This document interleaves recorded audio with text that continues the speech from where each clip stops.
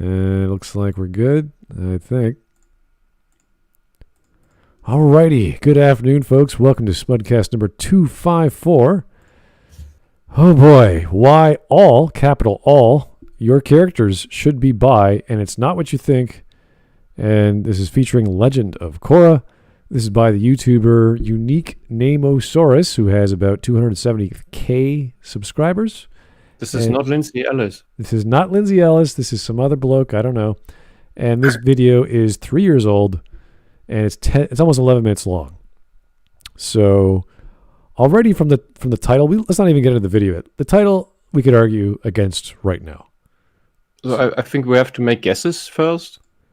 I guess, but just understanding the books you've read, the movies you've watched, the stories you've appreciated, I would immediately say no. You don't want characters to all be bi.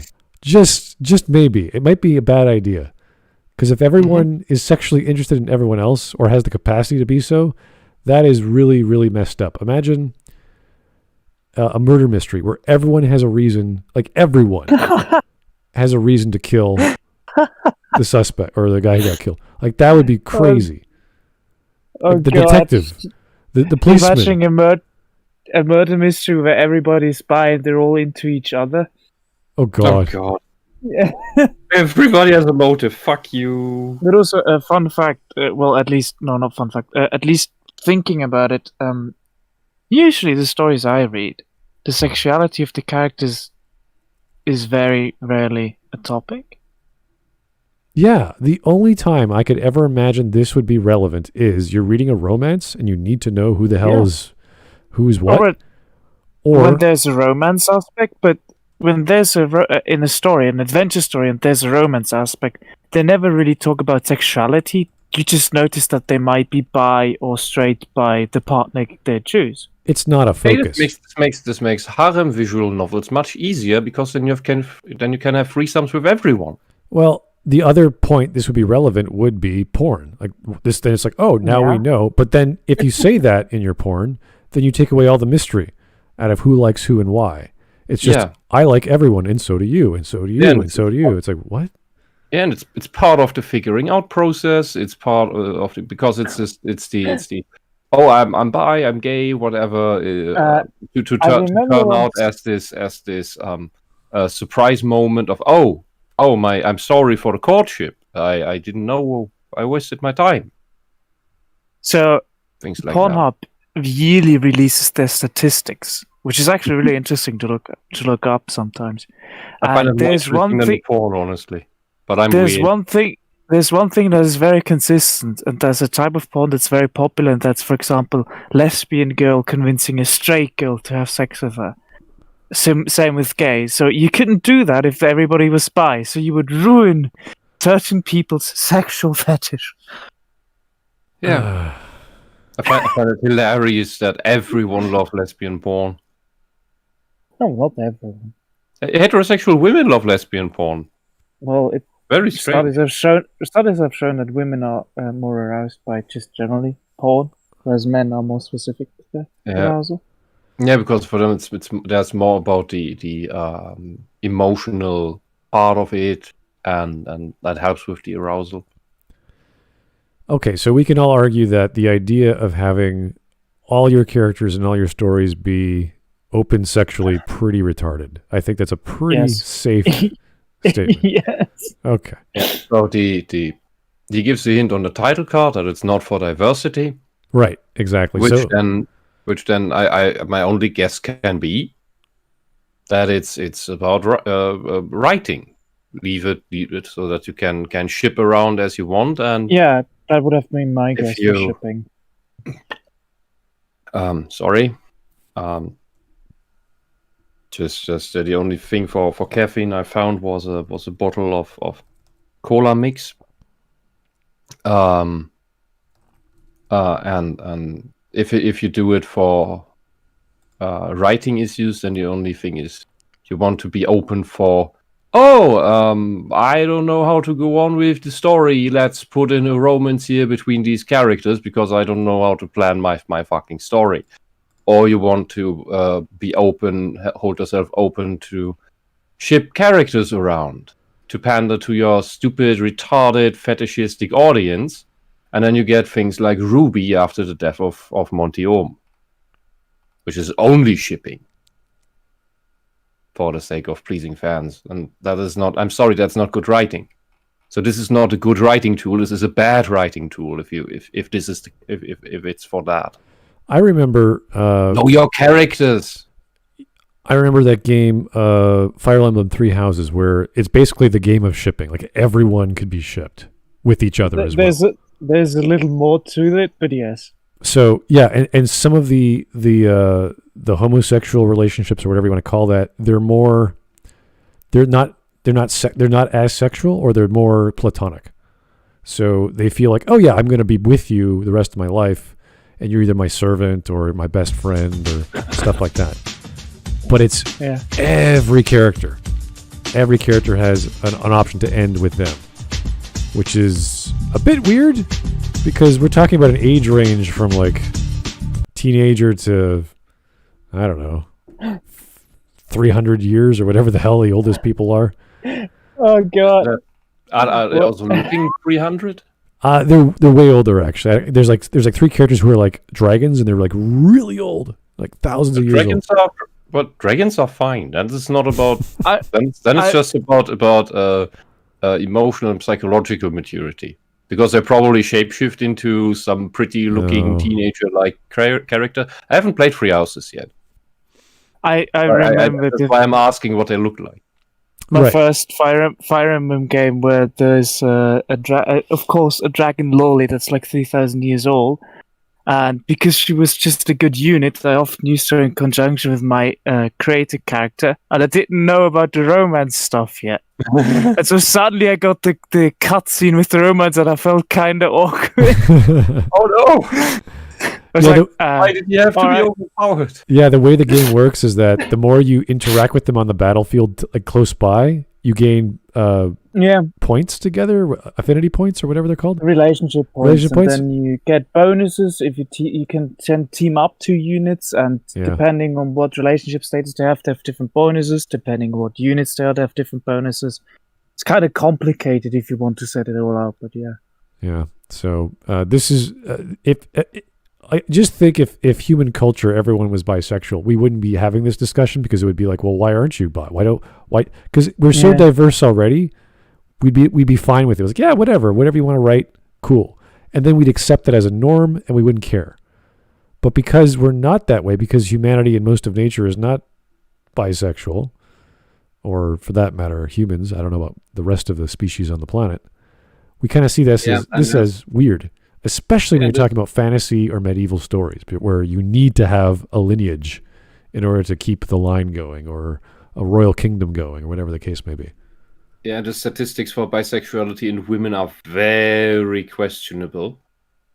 Like depending on the study, it turns out that up to 90% of women who claim to be bisexual, or any of the new nonsense terms they have invented, never had a same-sex partner in their lives. Oh yeah, we're not even getting into any of that crap with the sexual identity politics. That is not worthy of talking about. Orientation. It's orientation. It's not even any of the other bullshit. Can you imagine? Yeah, imagine someone arguing. Someone very basic. Everyone should have. What makes you wet? That's the question. Yeah, but can you imagine everyone on every story should have every sexual? Like you should have one for this and one for that, and one for liking chairs and one for liking planes. And one was sort of thinking they're Apache attack helicopter. It's like, no, wait, slow down here. Slow down. No, Smud. Literally every character has all of those attributes. So stupid. And these, as we've said a couple times, these magical extra genders, they are describing interests and personality types, and they have nothing to do with your sexuality at all. Oh, by the way, it's related to the topic. If you ever want to have a really good laugh, watch Count Dankula's video on how many genders are there. Okay. It's so good. Okay, I only remember that he praised trans women a lot about certain skills that they're better than women, allegedly. That video is really fucking fun. I laughed. I laughed. Anyway. So, what's your guesses on the video? If you For you writing, haven't spoiled yourself. For writing, I don't know, because whenever you write a character, you want to limit the character. You don't want to make them this omnidirectional mode that just can go anywhere and do anything. That's called bad writing in general. But sexuality is just so strange that you like. Why would you want a character like a villain? Imagine a villain who would just seduce anything, and they would. Like, they would just flirt with anything and get their way and yada yada. And you're like, okay, that's weird. Everyone is Slanesh. What, so Sephiroth? So, you could make a really funny villain character that way if you do it right. It would be farcical, though, unfortunately. Yeah. So your guess too is that it's about it makes writing easier. Bullshit. I don't know. I honestly don't know. That's his point. I'd say it makes it harder, but okay, maybe it would make it easier. Yeah. We need to make guesses. He's asking. He's insisting. We don't know the reason he's making this. Honestly, if you spent any time writing and analyzing stories, and you came to the conclusion that all your characters should be of any sexuality they want, you missed the mark a long time ago. No, just thinking that all your characters should have a certain trait. This is like retarded. Yeah. No matter the trait. It is pretty ridiculous, yeah. Anyway. I mean, except for certain traits like maybe alive, but even then you can... They should all speak the same language would be nice. Yeah. Or communicate. All right. Okay. Just make sure it's not Esperanto. Esperanto, that'd be amazing. I want to see an author write a story in Esperanto. Oh, that probably exists. There's some. I always forget which. There's some country or part of it, like some county where they speak Esperanto, and because it was pushed on them, and now it's that normal language, and it's just nobody. Oh, isn't that a created language? Yeah, it's an artificial language. Yeah, it was the intent for it was meant to be a universal language that no matter who you were talking to. Oh yeah, that anyone that knew it would mean what you were talking. It would know what you were talking about. Yeah, and I remember I came across that one several times because I had it failed horribly. Couple courses on pigeons and stuff like that. Yeah, which is no surprise. I mean, if you learn Esperanto, you can go to Spanish right away. If you ask me, and English is easier. If you want funny artificial languages, look at Tokipona. I mean, it's not too useful, but Tokipona is an artificial language that is about absolute simplicity. Like, the definitions are very broad, and the grammar is almost non-existent. And it's a fun little thing, but it's also not something that would be useful in general. And it's a thing with artificial languages. They are, and I'm not talking about fantasy languages like Klingon or Vulcan or things like that, but stuff that people make up simply for other reasons of designing something. All right. Okay, let's get going, because this is gonna. I wanted to know. The question. Yeah, I'm not in the. No, before that, I'm not in the watch together yet. Hold on, I'm a dunce. Let me read some donations first. We'll get going. Francis Board Coppola, why you should make all your characters genocidal war criminals, and it's not why you think. Okay, thanks. Wow. Yeah, Kingaman, why do you think all characters should be bi? And it's not because of diversity. Simply put, they shouldn't be. Not all of them. You can definitely write decent stories with characters of different, like, sexual orientations and shit, but you have to do it in such a way where you really have to make it work, as well as find a way to make it good. The only short answer, not all of them should be. Yeah, the only argument I can think to do it is that you want to justify their personality, their lifestyle, and you would have to write proper story or backstory for that character to be that certain way, so it's justified in the whatever you're trying to do, whatever characterization or plot you're trying to accomplish. So it can be done. It can be done for sure, but it would be a very simple story. So you'd have like 2 or 3 characters, and that'd be it. Because it's too much. You can't have all these drama with everyone who's attracted to everyone for different reasons sexually. It's just like, what the? And there's also the thing that stories don't need relationship issues all the time. Yeah. Like maybe you have 1, maybe you have 2 in your story, depends on what you're even writing. Maybe your story is devoid of all of this because it is irrelevant to every problem in it. Which is very close to what happened with Star Wars. The whole there's no chemistry between Kylo Ren and I just don't get it. Like how is she attracted to this guy? Because he took his shirt off one time? That's just artificial bullshit anyway. I just like what happened? How did they? What like this? They hate each other. They want to kill each other. All of a sudden, they're kissing at the end. You're like what? Yeah, that's how writing to ship works. It's just crap. Like Rey has no personality to be good or for a relationship with someone. She has no personality. Period. Yeah, like you need a something like a template of something to say I like or dislike X, whatever that X is. Mm-hmm. And Rey just, I want to kill you. I don't want to kill you. Then I want to kill you again. It's like, what are you doing? What are you doing with this character? It makes little sense. If same-sex characters suddenly fall into a relationship with each other and you had absolutely no cue for any of this, but you suddenly write for it out of the blue, then it comes off so ham-fisted. And Korra is a perfect example of this. Because it's just everything is ham-fisted, everything is badly written. All the relationship issues in this cartoon are just, why is this happening now? Why is this character with this character now? Why is this is none of this? There is no real chemistry between any of this. And Korra herself is written like I don't even know if she's a conscious being. Like she's just pushed around by the writing and the plot as it's needed, which is common for Mary Sue's. And that's why there's no chemistry building between her and other characters. And then it's just, now she's with Asami for some reason when that didn't even wasn't in any way indicated that there was chemistry between the two. There was pretty much nothing there.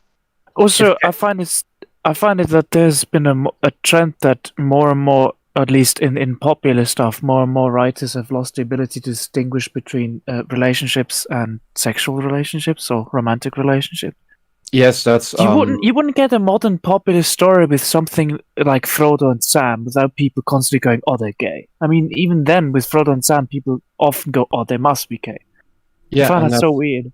Yeah, and that's something I have before it went into media. I have noticed a lot, and you will probably be bored right away when I say this again, because I've said it so often. This is what I've seen a lot with narcissists and especially borderliners in my life. I mean, I've worked in a political party for 10 years, and when it got overrun by SJWs, and a lot of these girls with personality disorders came into it, and a lot of them with borderline personality disorder, and they are unable to distinguish between a purely emotional relationship and sexuality. Like everything, a relationship is always sexual. It can't be anything else. If you are friends with someone, it needs to be that sex needs to be involved, and they're unable to distinguish between this. And I think part of this is rooted in this emotional immaturity, because I hope the stream doesn't get thrown out, but essentially, and I'm autistic. I hope I can say this. These people are emotionally retarded. They're inhibited in their development. That's what retarded means. Inhibited in your development. And if you can't do that, yeah, then you will see this. Oh, it must be sexual. Oh, these people need to be shipped together. Relationships aren't simply about sex, and a sexual relationship doesn't mean emotional attachment as well at the same time. That's what one night stands are for. If you're into that stuff, and these people don't understand it. The only type of love that they understand is eros, the sexual love. That's the only one they understand. I don't know what's going on in their heads. But so now these people are all older, and they went into all the media companies, I suppose, and are now influencing the writing. And then you have these huge fangirl circles that are putting pressure on studios making anything, where you get a Ruby shit from, for example. And it's just a bunch of emotionally immature girls that just want to get off on, he's with her and she's with her and he's with him and no, I'm sorry, that's not writing. That's just you fapping off to something emotionally.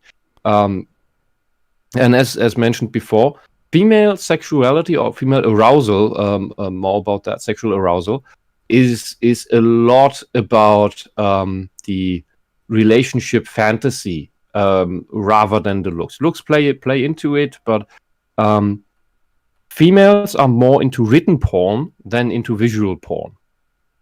Like they love to read stories. That's where we have in Germany, we have this huge thing with doctor novels about it's just what is this? We call them Groschenromane, I think, which would translate to novels for a dime, and it's all romance novels with the doctor in the Black Forest, and then he falls in love with this woman, and maybe has an affair, and it's all just essentially it's sexual soft porn in writing, and that's what they get off on. And we have used bookstores, and there's usually a pile of a metric ton of these things. And so since reading books is coming out of fashion, sadly, it's mainly really old grannies that come in. They buy like 20 of them, and then 2 weeks later they come back and bring back the 20 and buy another 20, and so, okay, that's what they're into. They read this romance stuff. That's what they get off of. And I mean, Anyways, there's a video. Let's get going. I got a few more donations. I'm having trouble getting to the point. I'm sorry. That's okay. It's all right. That's all right. Here's Francis Board Coppola. This video title reminds me a bit from the podcast Come Town. Okay. The bit was one of the members doing a really good job ham impression pitching an ad campaign, and all the campaigns were based around gay sex, but that was a joke. Oh, all right. Okay, fun, comical podcast. That sounds all right. I remember the point I was trying to make that I lost. These borderline girls that are all about shipping, they are the fake fangirls. Every time I had interactions with these, and they got into our nerd spaces, they were fake fans. They always turned out as fake fans. They were there to find a guy. They were there to get social power within a group.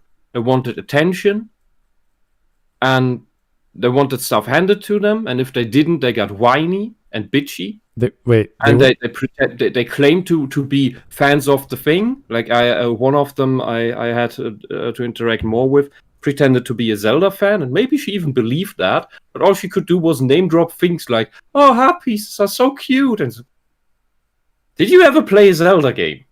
And then that would turn into being gatekeeping and stuff. I think you got to be pretty desperate if you're hanging around Facebook groups for video game fans to hit on men.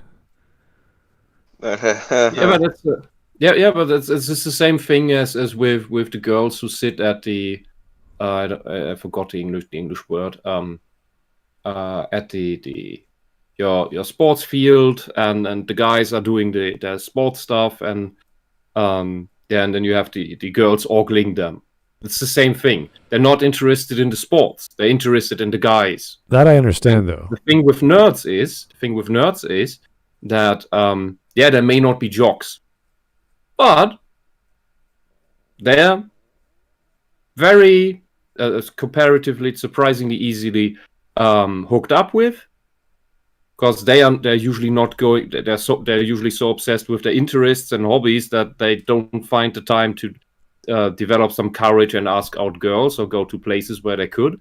And so when one of these personality disorder girls that's not interested in the actual hobby comes into a nerd space, she will quickly find a guy who's single and hook up with him. And nerds tend to have, when you're in a university town especially, tend to have quite well-paying jobs in their mid-20s already. So it's basically just fishing for a wallet.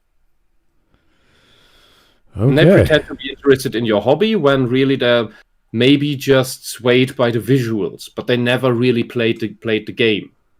Yeah, at the end of the day, they just want to bang a dude. Okay. Yeah, if we're just talking about games, it's superficial interest. That's interesting. Girls, if you want to get guys, go to a dating site like everyone else online. It's easy. Just you'll be bombed by messages. Don't worry about it. Anyway. Yeah, please don't destroy the guys' hobbies, because they'll just lose whatever place to retreat they have to regain their sanity from having to deal with you. If you want to keep your guy, then don't drive him insane. Indeed. That's how it works in life too. So, okay. Anyway, let's finish this one off. Francis Ford Coppola has viewership for Korra was so bad they couldn't even bait kids into watching it by sandwiching it between SpongeBob episodes. ER did a fantastic video on why the ship sucks ass through a straw and why the gay relationship was just for marketing. Oh, it was that bad? The third season? Oh yeah, the gay relationship was. Oh yeah, it was. Wow. And it was just put into the last scene of the last episode to please these shipping obsessed fans. And I didn't know the ratings were so bad, and that they put it between SpongeBob. Like that sounds Weird. like desperation. Yeah, that's weird. Okay. Here's Andrew Clark. Thank you, sir. His reason, I'm assuming the YouTuber, the best pairing isn't always obvious. What? Okay. If you're talking about Even though the cardinal sin that these yahoos do is make it completely fucking obvious. But okay, I'm not saying the best pairing is relevant, but just the pairing itself, if it's a mystery, that's fine. But the best pairing, that's kind of interpretive. Like the Not best necessarily. relationship, the best thing that should have happened in the story, the best fight scene, the best this or that. It's like, what are you driving for there? This is a strange way to evaluate a criteria for storytelling. I don't think, you know what, this character and that character should have hooked up. So they're the best. It's like, no. That's not how it works. That's not how you write characters. If only Darth Vader hooked up with I don't know, some female chick that is off to the side. It's like, what? No, it's why With Tarkin. I don't know. That'd be weird. Anyway, anyone who says like the ultimate, the most awesome, the best is probably generalizing a bit too much. Shouldn't be listening to that idea. Anyway, okay, so 11 minutes. I tried to come up with a Tarkin-chan joke, but I failed. 11 minutes, let's get going. I think the fact that we default to straight characters is indicative of the current state of relationship arcs. That being that What? no one really thinks about what characters work together. No, I no, have no. seen Stop. so many. Stop. It's not working for me. It's not indicative of current relationship arcs. It's indicative of human reproduction. Human Can we play sexuality. that again? You wouldn't be here if most people were heterosexual. All right, let's see it again. I think the fact that we default to straight characters is indicative of the current state of relationship arcs. That being that no one really thinks about what characters work together. I have seen so many. What? We don't? No. We- People always think characters work together. We see two people flirting. It's like, gee, I wonder what they're trying to accomplish here. Gee, I can't figure it out. You bring up and The reason why most characters are straight is because most characters are written by humans, and humans generally tend to be rather straight. Yeah, like 95% of humans tend to be straight, and the first example of a frame he brings when he says that characters that don't work together is Star-Lord and Gamora, which is an absolutely classic and wonderful tale of the idiot hero and the essentially Gamora is a tsundere. She has a guarded outer shell that Star-Lord has to break through and court to improve himself to be worthy of being with her. And she has to come to terms with herself to open up after all the pain she's been through and let this douchebag that does fight for her into her heart. And how is this? So what? Due to make this video, what is it? How do you determine whether characters fit together? They don't always start out as having this dream. They look this love on first sight. Look into each other's eyes and and there's sparkles in the air and everything. That's not how it works. I don't know what you're expecting. So if you guys haven't seen Guardians of the Galaxy 2, there's great examples of how that interaction is played out. So it's pretty. I mean, this is not a bad scenario for a subplot or a subgenre of romance. And it's kind of stupid because I don't like it when there's characters who just waltz in and just tell, hey, I can read your mind. Oh, you obviously love this woman. It's like, whoa, slow down. Like, I don't like that element in a story. So if you're completely stupid and don't understand what's going on, there's literally a character telling you what's going on, which ruins all the fun. But you know, I have the feeling that's a Hollywood thing, though. Yeah, it's a comedy thing. It's a comedy show as well as being an adventure story, as well as being all this other stuff, which Marvel films are known for. Yesterday, on LitDev server, we watched Asterix in Britain with some people. Wow. Yeah, and the English dub is horrible. It's really bad. It's really, really bad compared to the original, the French, the Hollandaise, and the German. Wow, you really like that show, huh? Asterix is great. I've seen them all. It's Swiss. But, well, I just hear the people saying, "Oh, our dub was also really good," and then we see the American version together. And while it was nice that they used accents for everyone, like the Romans had a more American accent, the Britons had a British accent, and the Gauls had a French accent. Okay, that's okay. But the writing of the dialogue that was bad. Jokes didn't translate.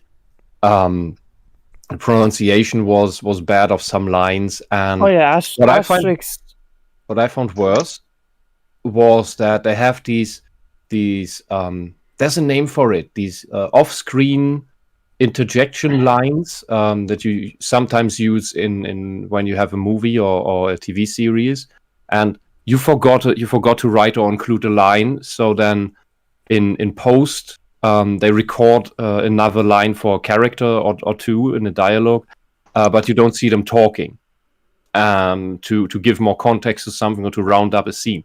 And the English dub of Asterix in Britain has these things where there's more exposition that is completely unnecessary because the visual storytelling and the original dialogue is enough. However, the English includes it as if they have to explain to the audience what's going on. Although, as I said, the story already tells it visually and implies it enough in the dialogue already. Like, all right, the shot goes to the Roman armada on the sea, and in that shot you get this line, and much quicker spoken than everything else, so that it fits into the shot still of explaining that this is the Roman armada. So, but we already knew that. Why do you tell me this again, or that you're knocking on a door? Why are you telling me this? I can see that. All right. Let's go. So many goddamn character arcs where they just take the main girl and the main boy, and without any thought into chemistry, they just make them go through all the stages of intimacy, and then they kiss. That's the human experience. Try to get the girl. Try What? to get the girl to like you. Prove yourself to the girl. What is step 5 all about? What the? Hard cut to fucking for no reason. And that's a Hollywood thing. Okay. Hollywood is so much about, oh no, we can't show a breast, but still our movies have to have a sex scene. So usually when you have this explosion of emotion or sexuality, those characters are usually fighting the entire time. Every time they come to conversations or interactions, it's always butting heads, or they're about to explode. And then they realize, oh my God, I'm attracted to you. And they just leap into each other's arms. That even happens with daytime TV, or what was it? Was it Babylon 5? It was the guy from the Brady Bunch or The Office, and was it Lockley? What was her name? The female captain. You're overloading my brain. Yeah. What are you looking for? Because now I have a ton of TV series in my head. My autism is overloading. Babylon 5, right? What are you looking for? Yes, Babylon 5. In Babylon 5, they made Excalibur, or they made Crusade, and the captain of the Excalibur was the guy. He was from the Brady Bunch, as well as the boss in The Office. God. That guy, God. that actor, right? All right, you got that? Okay. The same. Okay, the other actress, like Elizabeth Lockley or whatever the hell her name was, I can't remember. She was also on Deep Space Nine as the Cardassian who wanted to bang O'Brien because she was smart, and he was also as smart as her, and she admired that. So that's the same actress. Is it sad that I actually remember that? Yeah, no, it's cool. I love that actress. She's great. But no, it was a pretty good episode, but it's like, it still made me uncomfortable. Yeah. So when they meet, I can't remember if it's a TV movie or was an episode. So they have these two characters probably an episode, and they butt heads, and they end up in the shower together because they're just so turned on or whatever. And that was like, oh, that escalated, but it makes sense because they were constantly fighting and constantly pushing each other's buttons. So I can understand point 5 making some sense, not stare curiously and not make a joke. That's yeah. But when you this hard cut to fucking for no reason, I don't think there's no reason. Rather, when you write it like that, it's rather you don't understand how some human relationships and some courting works. Like in the Southern European, and then that translates into the Hispanic culture, I suppose. You have this fighting between two people, and then from the fighting, from the agitation, the arousal comes, and then it just turns into passion, and this is a common thing you find not just you find it in the soap operas, because it's part of how the relationships work quite often.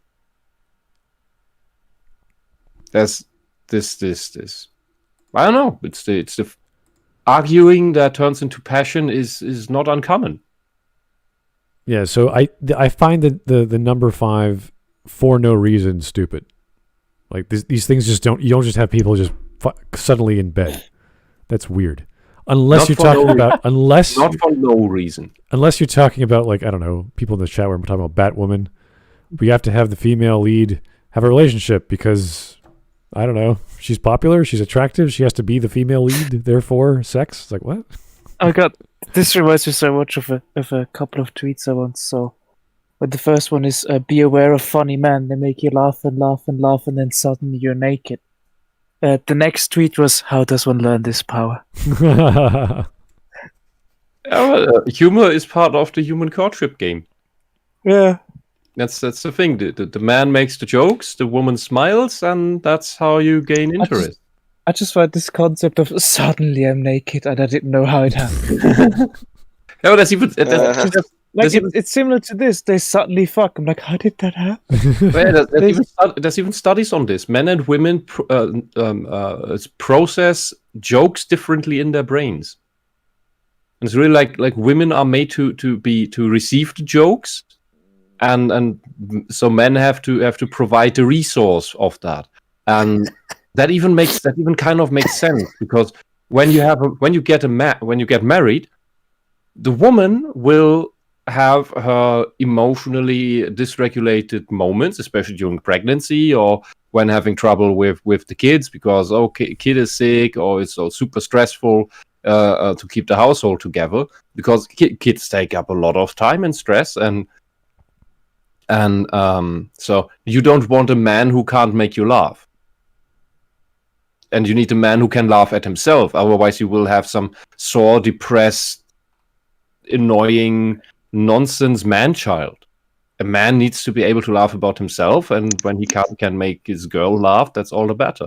That is what can lighten up the situation of whatever the problem is. So this is important. This is the emotional resource that a man provides in a relationship, if you will. If we cut it down to really hard job distribution. Okay, so we all agree this is a pretty silly escalation. And I don't know why it ended with a kiss. Kiss is like, what? Yeah, they just had sex. What does a kiss mean? Like, what? Anyway. Relationship arc done. This is a cross-eyed. Wait. You do the fucking and then the kissing? Yeah. You're weird. Yeah, that is weird, yeah. Them. You are supposed to be writers, but most of you act like your 4-year-old daughters. Please don't slam characters into each other face first and expect it to work outside of your imagination. And if you think this is some kind of thinly veiled diversity push, that's what you people do. Fuck gay characters too. The reason you make all your characters bi is twofold. One, to encourage you to stop going into stories with a pre-chosen final couple. Wait. What does that have to do with it?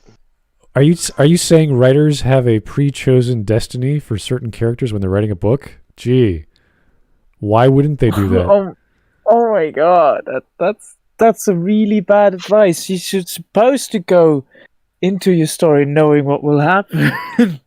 Because that way you can determine where you put in struggles and diversions and all of that. So otherwise you're just stumbling around. This is the argument, I guess. Well, no. He just wants to stumble forward because he can't plan out his story. All he's saying is the bad stories do stupid things, therefore don't do stupid things. But he's not actually talking about good stories that actually have romance or have those scenarios he just described, like I talked about in Babylon 5. You can put them in your story, but explain how they work. Build them up properly. It doesn't matter if it's romance or friendship or rivalry. I don't care what the end result is. If it builds up to something and there's a line between A and B, I go, great. I can understand what's going on. But to tell a writer not to do it this is dumb. Like in general, this is how it sounds. How he's describing point 1. He's telling me he wants to write without planning. He wants to just stumble around, and I'm sorry, that's bad writing. That's just bad writing. Yeah. And there's a lot of authors who have the ending already written out and then just work towards it. Yeah, it's like saying, I'm going to go on a trip to Bahamas, but I didn't make any plans. I didn't make any hotel arrangements. I didn't make any itinerary. I don't know what I'm doing. It's more fun this way. It's like, it's more exciting, but you're totally lost. You don't have a map. You have no idea where you're going. Let me phrase it like this. Usually an author is not surprised by a twist he writes. Yeah, I would hope so. Yeah. If he is, then it's a bit of a desperation thing and something you count for on something. Like Wheel of Time is a great example of this. For 13 books of 13 fat books of a story, and I think Robert Jordan had written up. The ending is originally by him, so he died before he could finish the series. the final piece is written by him originally. Do not stupid fucking because he had that he had that written out very, very early on, and so all the story in between, and there is a lot of relationship stuff going on between various characters, especially the main character, and he has his little harem plot. This is very confusing, and also confusing for the girls who have to arrange themselves with this nonsense going on, and it's all prophecy bullshit. And it's already planned out what's gonna happen. But you have all these little stories in between. And compare that. Well, that's just romance. Talk about like Mass Effect, where they didn't know what the hell they were going to do with the ending, and they tried to make sense of it, and they just screwed up with the plot. And who the hell cares about romance at that point? Like, what the hell is happening to the galaxy? How did this all happen? How does all your effort amount to the same thing? What's the point of that? Like, there's so many things you should do before you even start writing to figure out, where you're going, who's doing what. That's why you should have your ending planned, at least your basic ending. And in Mass Effect, either you have your elliptic storyline that ends. You have the common starting point, and you have the coming end point where it comes together. But it's different in the details. Or Mass Effect would also be a perfect thing for having very different endings depending on all the different choices you make. Like, are the Rachni still alive or not? That has a huge impact on how the galaxy will change after the Reaper threat is dealt with. So give me a different ending for this, maybe in combination with another thing, and then I get a special different scenario for the ending. That would have been a good conclusion to this epic story that spans across 3 games. Which would have But if you didn't write for that from the start, and you're an idiot. It was set up that way, and plus they had the whole scene with the Krogan rebellion and getting the genophage cure, and then you could have written an ending which had another story to tell, which is, the Rachni are back. That is a problem. How is that going to resolve itself? We don't know. We just know they're back. And that could mean good things. That could mean bad things. And you can keep going on with this. There's ways to tell stories that never end, that have a conclusive ending. That's the beauty of planning stuff. Never-ending story. So much about Mass Effect, because if you're familiar with this type of role-playing game, there are tons of visual novels that can have sexual elements, but don't necessarily need to. There are a lot of visual novels without that have different ending paths, and that's all just story. That's just story. That's just the decision tree for the storyline. Why didn't Mass Effect have that? Yeah, great, you have it for characters and romance and stuff, but why don't you have it for the grand, overarching plot that's happening? Nope, shiny lights. Yeah, shiny lights. All right. Still, I've heard it's bad. Still, I've heard a lot of people say, I take the Mass Effect ending over everything that happened in big franchises in cinema the past years. Like, I take the Mass Effect 3 ending over the Disney trilogy, for example. This just reminds me of something I read before Andromeda came out. As soon as the new Alien was revealed, people started asking the developers if you could romance it, which I found utterly fascinating, because to me that would be kind of like irrelevant. Well, they were comparing the facial features to a Teletubby, because the eyes were so big, and they looked like a child's eyes. Like, to me, it was just fascinating. The first thing quite a few people went to, can I fuck it? And I'm like, I know. Wait, what? No, that's what our species will be known for if we ever come across other sentient species in our galaxy. Okay, I'm not against. Will be the first thing that happens right after first contact. I'm not against hot aliens, but I'm just saying. That's so weird. No, that's literally the question they're gonna ask during first contact. Can I fuck you? Someone's gonna be dumb enough to do it. I swear. But when it's considering a game, there are lots of other things that might be interested. Because it's usually you do a bit more than just have sex with aliens, at least in Mass Effect games. Okay, so it's back to the video. This is a really bad rule for authors writing romance. It's a god-awful rule. Yeah.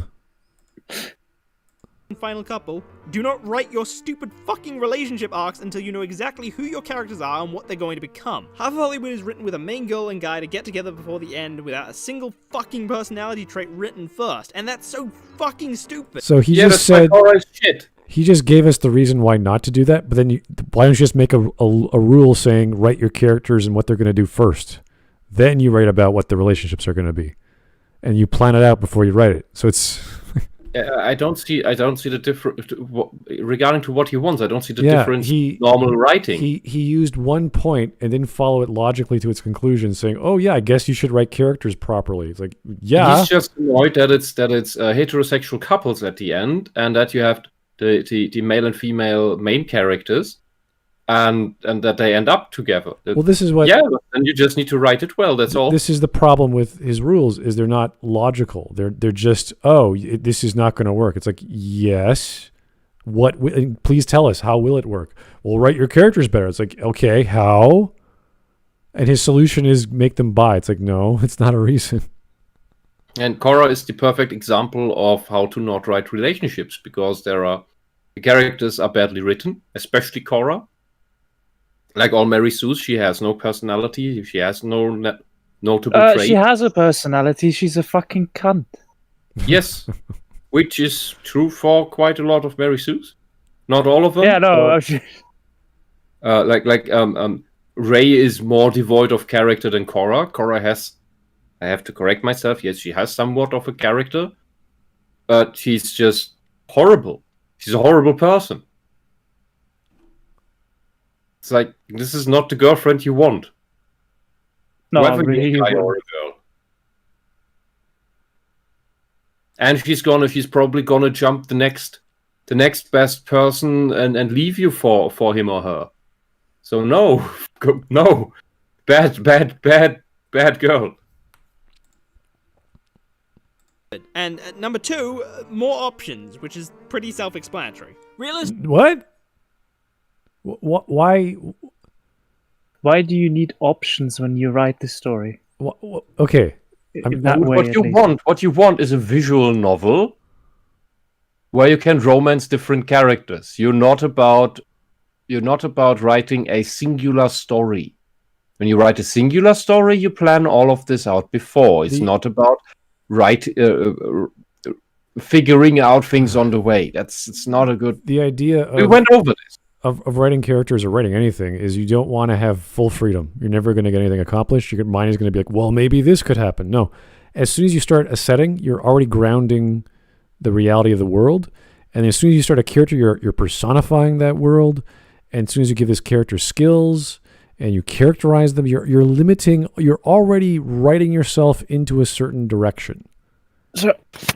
So considering that I've been for quite a few years been working on a longer story, and I've been just jotting out how the world works and all of that. There have been so many times where I thought, "Hey, this would be cool if that happened," but then there was I noticed, well, that wouldn't work with how I set it up. So then I started thinking, could I still make it work with the rules I have? If no, then I would not make it happen. If yes, then I would make it happen the way it works. Right. The more you write, which makes you better than all the Hollywood writers we have right now. The shorter or less width the road you're traveling on becomes, which is good because you're focusing where you're going. Now, before you write, you should know where you're going. As I said before, with a trip to wherever, you want to know your destination, which is great. But the idea that, hey, not only can this guy romance males because we're selling in a video game logic, he can also romance females. It's like, why is that relevant? What does that have to do with the story? I don't get it. Unless your character is a seductress and they're doing X, Y, and Z, and they can flirt with anything to get their way, I don't see the relevancy of this rule. It's a silly thing. And then you're going to be like, oh, well, he was always bisexual. You didn't know that. He was a prostitute before he came to town. It's like, what? I just realized something. At least when I write characters, it's not that I write them bi, therefore I do stuff with them. I do stuff with them, and ergo they're bi because of what I do with them as characters. Well, as I talked about in the Three Houses, there are endings or relationships which aren't sexual, but you end up with that character anyway based off relationships because you trust them so well, or you like them so well, or your ideals are the same, or you fought together so much, or whatever the case may be. That's cool. That's fine. Now, as a result of that, you can deduce that they're homosexual or bisexual, but it doesn't really matter at that point because the story's not really about that anyway. So this component of romance has to be intrinsic to the story, or you're just facilitating, what's the term? You're writing something for the sake of it. Let's have a bi character. Let's have a gay character. Let's have a three-legged dog. That's kind of what I meant. Maybe I same. phrased it poorly. It's also, for me, like, I want to have this kind of relationship, and it happens to be a lesbian relationship, therefore my characters are lesbians. It's not that I'm like, oh, my character is definitely a lesbian, therefore I will have that relationship. Yeah. Yeah, but as you brought up, it's the same thing with writing a movie script to have a certain scene in it because it's cool, but not caring about the setup and not caring about the rules of the world. You just want to have the scene in it, and that's how we end up with the later seasons of Game of Thrones and The Last Jedi, and that's just shooting scenes because they look good. The shot itself visually looks good, but it makes no sense why it's there. And that is just random writing. And I think he just wants to be surprised. He wants a chance to be more surprised by what relationships happen in a thing. I don't see why he's just discussing this. When I refer to an author or a writer and help them out with their work, it's usually because they're stuck. And one of the first things I say is, if you know your characters well and you planned it out and you know what they want and who they are, like they're your best friend. They're your best friend. You should know every single thing about them and how they're going to behave in every scenario, so that when you get stuck, you just have to go, oh yeah, Jeff would just do this. Why am I thinking so hard? That's how it should go. So you should never get stuck writing whatever the scenario. You should have already figured out their sexuality before this started. And if they are the kind of person that they're questioning their sexuality, that would have already been figured out before they got into a scenario like, I don't know, finding another male or female attractive. It's I don't know what perspective he's taking on these rules, so I can't really understand them well. But in general, just get to know your character that you're writing like they're your best friend. You know everything about them. You should figure out how they're gonna react to whatever scenario you put them into. That's the best way to keep writing. Anyway. Yep. Let's go. I mean, like, why not, right? Sexuality is a from birth thing. It doesn't have to have any effect on any character. Having all your characters be bi effectively changes nothing from the perspective of the audience. It's not. Are you joking? Can you imagine a story where you're told every character's bi that you encounter in this town? You'd be like, what the hell is this town? What is going on? It didn't play for me again. Oh yeah? Where are you? What's your time index? 1:10. No, it's. I usually jump to the time when you stop, but it just for some reason doesn't want to play for me. I'm at 1:03. Let's try this again. Okay. From birth thing. It doesn't have to have any effect on any character. Having all your characters be bi effectively changes nothing from the perspective of the audience. Did you get that? Yes, it Sure, it does. This is hilarious. Yeah. What he really wants is the sexuality to be unknown until needed. You can go with that, but what he's conflating is writing with audience perspective. He said himself from the audience perspective. Yeah, but that makes no okay. sense. The audience doesn't know everything the author knows. Okay, but this means two things. Either he wants everything to be a mystery about people's sexuality, which is irrelevant, because the story may not... You just don't bring it up. The story is not about necessarily romance anyway. Or he wants it to be brought up right at the get-go and everyone's bisexual in every part of the narrative. Like a town who's full of bisexuality people. It's like, okay. If you don't know the sexuality of the people, you can just imagine they're all bi. That nobody's keeping you from doing it like Why that. not? Yeah. This is your thing. But What the I'm fuck? sorry, that's not how humans work. This is such a strange way to think about writing. Because you have more options when they're bisexual. I mean, who cares? This is just Why this- stop at I bisexuality? think Why not hook up with like inanimate objects and animals and aliens? Yes. Like go crazy. Why Yeah, not- that's more options, right? Why not have everybody in the town be married to the Eiffel Tower? There you go. Jeez. I think this is just the same mindset, just manifested differently. That it wants to open everything up to this shipping culture in quotation marks. I don't know. I'm not saying your world should loudly and proudly declare everyone in our world is bisexual. It's your title. That's the Well, title of your like video. sounds like you are saying that. But if you're not doing that, then how would you know that they're bisexual? Okay, all right, we're fine. I'm just saying For that now. you, as a writer, should be considering all of your options. Changing all your This is your argument? As a writer, you should have more options. As a writer, you have all the options. Yes, you do. You control the world. You are God. You are the God of your fictional world. You can do whatever you want. Whether it turns out to be good is another question. You can do whatever with your fictional world. Dude, Oh boy. how do you have you ever written a story? I think we can. I'll honestly skip the rest of this video. This is going nowhere. This is Oh god. Oh boy, you can do anything. Like, oh. dude. But You only don't if know- every character's bi, you have freedom. Otherwise, you don't.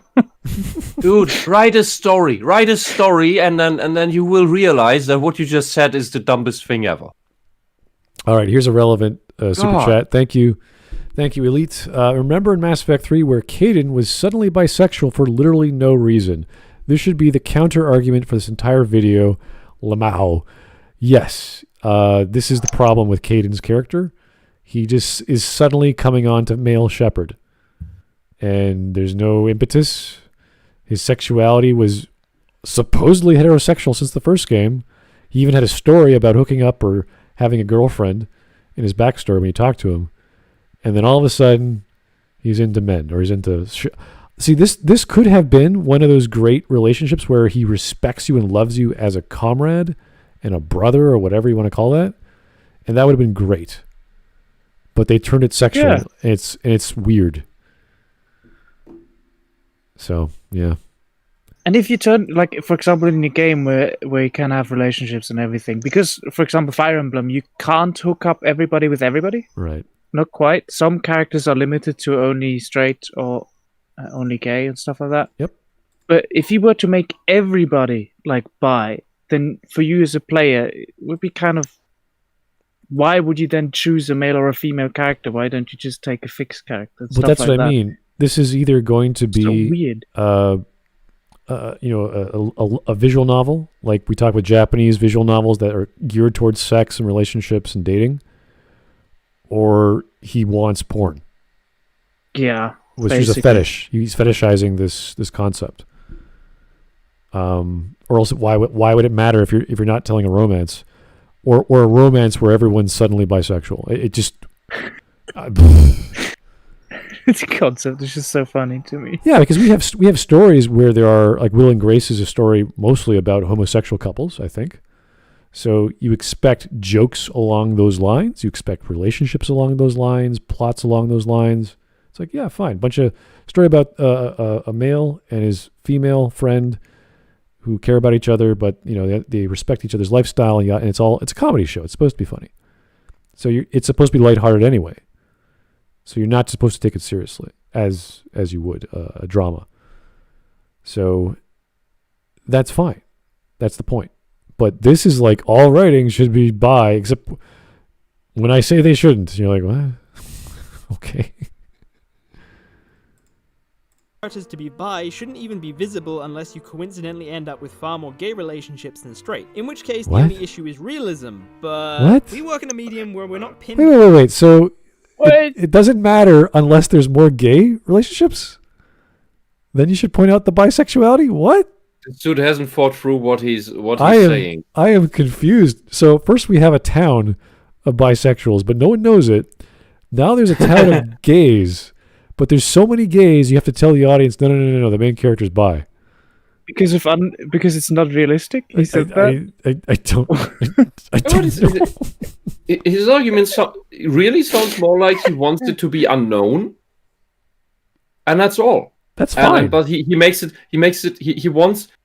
the sexual orientation of characters to be unknown with extra steps. I don't get it. This is, I can never start a story thinking, you know what, everyone in this story will probably be bi. And there's no mention of sexuality for the entire novel. In my sounds brain. like one of these things where someone had an idea, but this would make writing better. But he hasn't really thought it through himself. He just wrote this. Maybe if he wrote a script for this.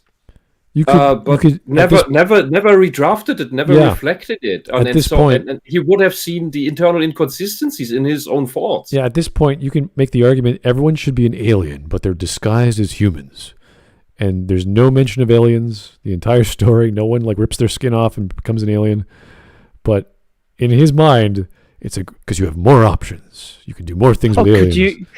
Could you imagine an interview with an author like that? Just imagine everyone's naked. Where they ask about the writing, and you're like, that wasn't in the text. Yes, it was. I'm like, what? Oh, I didn't really know where I was going. I just did things. Yeah, it's that statement. If you're so nervous public speaking, imagine everyone's naked, which is probably not a good idea. No, it isn't. And it's the J.K. Rowling excuse beforehand that you can, after the fact, claim that, this character is gay, and this character is this other thing, and this character is bi. Oh god, my favorite. But you do it mid story, and it's just no. You don't do it mid story. You don't do it after the story retroactively. No. Just knowing that Dumbledore was gay made some scenes with Harry really awkward. Yeah. Oh god. It puts some dialogue into different context, and not always in his favor. But what is? No, you don't do this. This is bad writer. Bad writer. All right. Stop the hand. Down by an exact sense of realism, a medium where we can literally change anything about the current world if we so want to. If you want to change how many people in your world are sexually open, no one will question it. Most people won't even know. Are you serious? Do you honestly think I'm watching season 5 of Star Trek and Picard starts banging Riker? You think I'd be a little concerned? Maybe in the mirror universe. Maybe. Out of nowhere, it was a normal regular universe. Star Trek episode, and then jump cut to them fucking. What the fuck is happening? No, given how weird shit can get in the mirror universe, I wouldn't be surprised if they did it there. Not even kidding. God. Anyway, because around half of your characters is still going to end up in straight relationships. The only exception I can see is that if you specifically want to use an element of being straight or gay for your story. If it's just going to be a normal relationship arc though, then, why not? Other than that, it literally changes nothing. Even if you have a whole bunch of gay jokes you want to tell, and a lot of your comedy relies on homosexuality being a thing in your world, you can just run things like that until you spot a good potential relationship arc, and then you can just have that individual find out that they're actually bi. It is... What? Wait, stop. What was that text? He is trying to explain that the writer doesn't know what the hell they're doing, but if they ever write a scene, magically, because of course they don't know what they're doing, where they have the opportunity to explore their bisexuality, you should allow them to explore their bisexuality. I just realized something. He is talking about the writing process as if the writer was the consumer. I don't as know. If the writer didn't know what was happening. I don't if know. The writer you're was right. Like, I'm enjoying this. Wow, they're gay.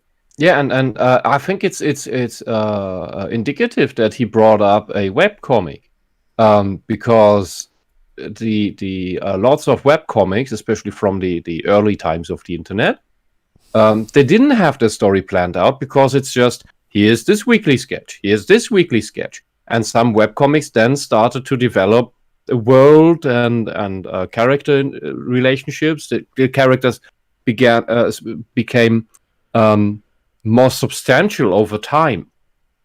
In that case, yeah, you can make an argument for not really knowing where you want to go.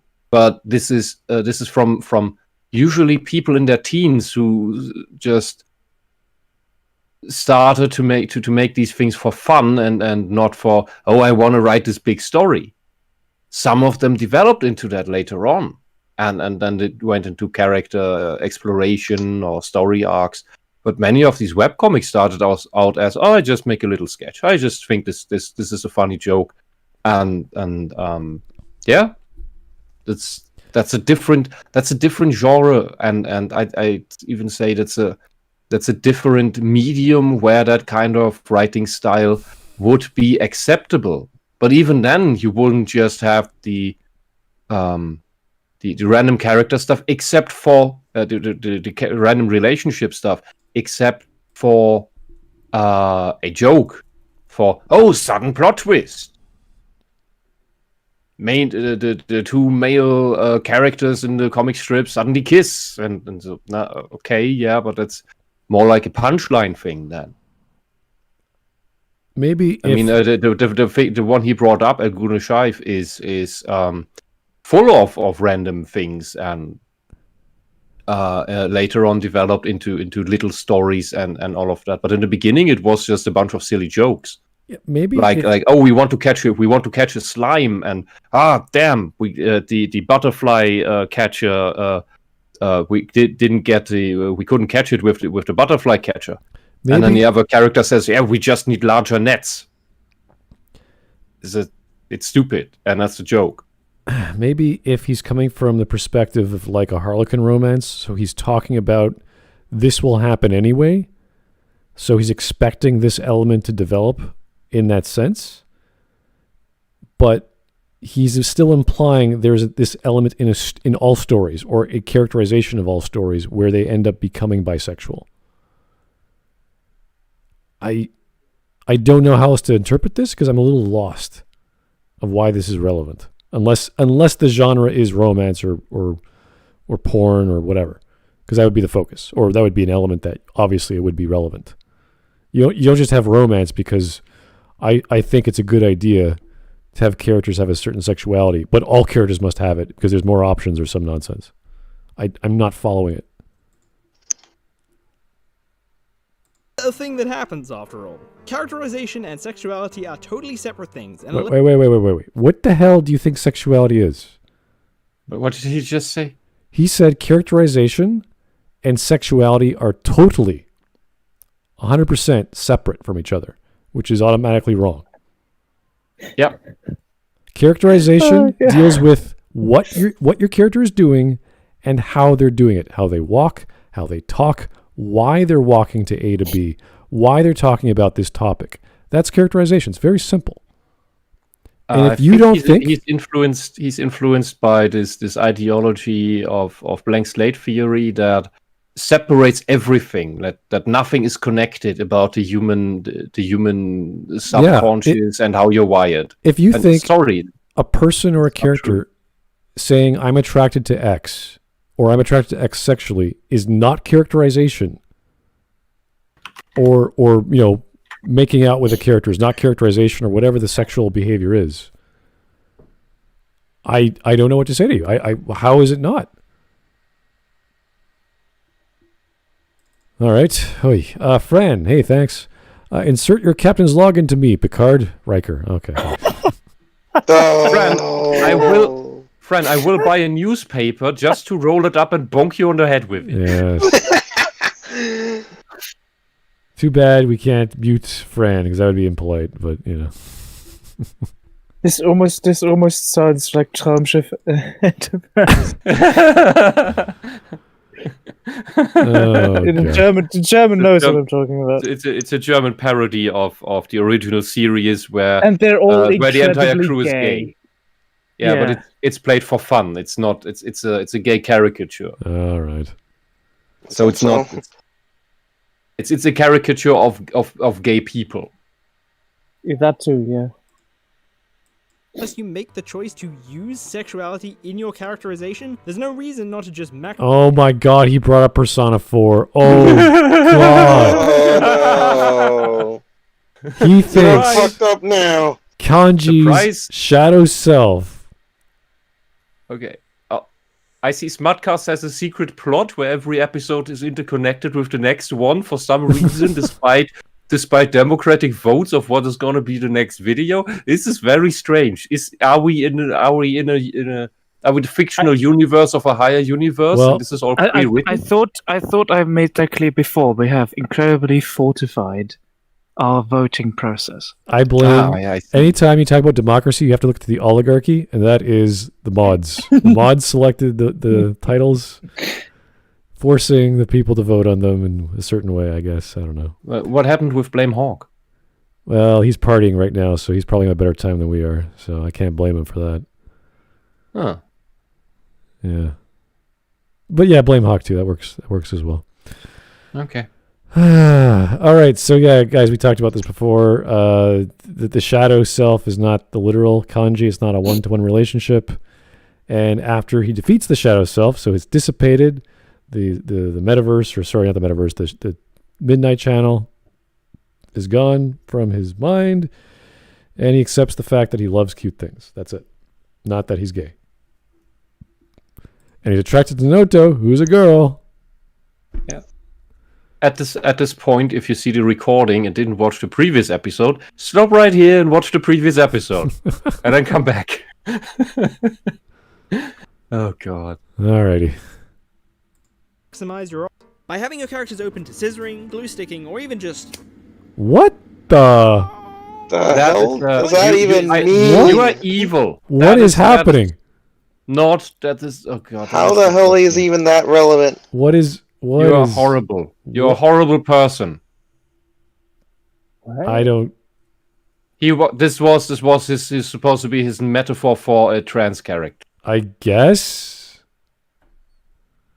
I suppose. Does he want to tell a story about a sex change operation or something? It was really funny though. Yeah, it wasn't funny at all. No. And dude, if you want a trans character in your story, you better have a very good reason why anyone knows about this. Because if you have a trans character in that, most of the issue will be internal dialogue, internal monologue of the character struggling with the bloody condition. Otherwise, you just have like an anime. You just have traps for fun. That's a different thing. Okay. So you don't have a trans character in your story if you don't know what to do with that character. And this is a special kind of story. Don't distract your main story with that stuff, because it's just most people don't know how to write that anyway. And honestly, as I said before, I suppose the Japanese are better at writing this even when they're just writing hentai. Than any Western, and I've seen any Westerner in any of the bigger media like comic books or Hollywood, and it's just or SJW games. They don't fucking know how to write trans because they don't even fucking know what we're really going through. Because they don't have the bloody condition, but they pretend to. Because they make up all this bullshit. You piss me off, guy. They Sorry, don't know how I'm to write getting a bit characters in agitated general. here. Sorry, I'm getting a bit eggy. All right. It's It understandable. was a bad joke. It's fine. We're fine now. Okay. Cool, man. Thank you, sir. The Smudcast has more consistency in its story than Mass Effect 2. Oh. 2. That's not a high bar, sir, but thank you anyway. Taker 610. Doflamingo is an awesome villain. Yeah, he actually kind of is. That's from One Piece. One Piece, right? Yeah, that was the guy with the big puffy pink. Yeah. He Alright. was a really fun villain. All right, here's Great one more. voice in Japanese. One more from the donation from Tyler Preston. These people will die on the that Kanji is gay and Naoto is trans, despite they are not, like how Curio, the fugly individual, believes that Rin from Catherine Full Body is a trans woman, even when the game says he is a cross-dressing man. I thought he was an alien. Did I get that wrong? It can be a cross-dressing alien. Suppose. Yeah, but I'm not surprised for this weirdo projecting trans on cross-dressing. Because that's what you have a lot in the SJW circles. There are a lot of fetishists that are sometimes just cross-dressers. All right, and in order to justify their shit, they say, "Oh, I'm trans." No, you're just a cross-dresser, and it's okay. It's okay to be a cross-dresser. Just do it at home. Fine. Here we go. It is eventually revealed that Rin is a male cross-dresser who was mistaken for a woman due to his dress, pink hair, soft voice, and short stature in order to fit the size expectations of what a man should be, and due to being self-conscious of how others may treat him. Rin is masqueraded as a woman. It is later revealed that Rin is an alien who was transformed into a human to fulfill a mission, explaining his androgynous appearance. His alien race have been mistakenly by humanity as angels. All right. Okay. Oh, these are surprisingly common anime tropes. Well, okay. I love it. If the other Catherine was a demon, this one's an angel, whatever, it's fine. It's also a relatively common thing that alien disguise, and they didn't really understand humanity, so the alien disguise is a bit confusing for humans. Can end up as a trap, can end up as a actual hermaphrodite, and why you got a few bits wrong here. But yeah, okay. I like the that's the joke, and that's the joke. I remember there's a comic about Mass Effect 2 where the end boss has 3 eyes, and there's 3 Reapers talking to each other. We have to make the new Reaper. Does anyone remember how many eyes humans have? 4, 2. We will compromise. And then they put. Okay, we put 1 on one side and 3 on the other. On average, it will be 2. Yeah. But this is not how numbers work. I get. These are supposed to be super AIs. Yeah. Oh boy. If all character, it means that if you have 2 characters of the same gender that have some fantastic chemistry, you don't get yourself off on that for no fucking reason. Both homosexuality and heterosexuality are kind of just weird, unnecessary barriers on storytelling that really only exist in realism. Probably the best example of the potential of making... Wait a second, he's making an argument against realism. Realism is bad, therefore you should write whatever. Reality bad. Reality bad. I just want everyone to be able to fuck with each other randomly. If you want to write a bunch of aliens in another universe, go right ahead. I don't care. If you want to write a bunch of humans, good luck.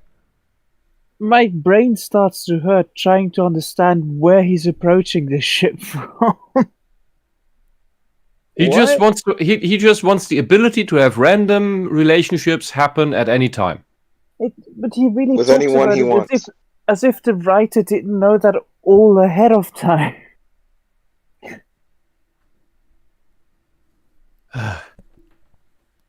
You can get away with writing a bunch of humans in 1973 as bisexuals in some town in, I don't know, eastern states. You could do that. You can get away with it. But you're going to have a hard time setting that up and explaining that.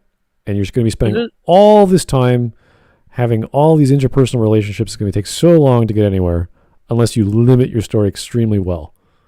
Also, if you were in the process of writing a story and suddenly notice, hey, these 2 characters would make for a great romance, then you would then rewrite it, and in the end product, the reader would never know that they weren't initially meant to be a romance. So, you could writing. You will have some setups.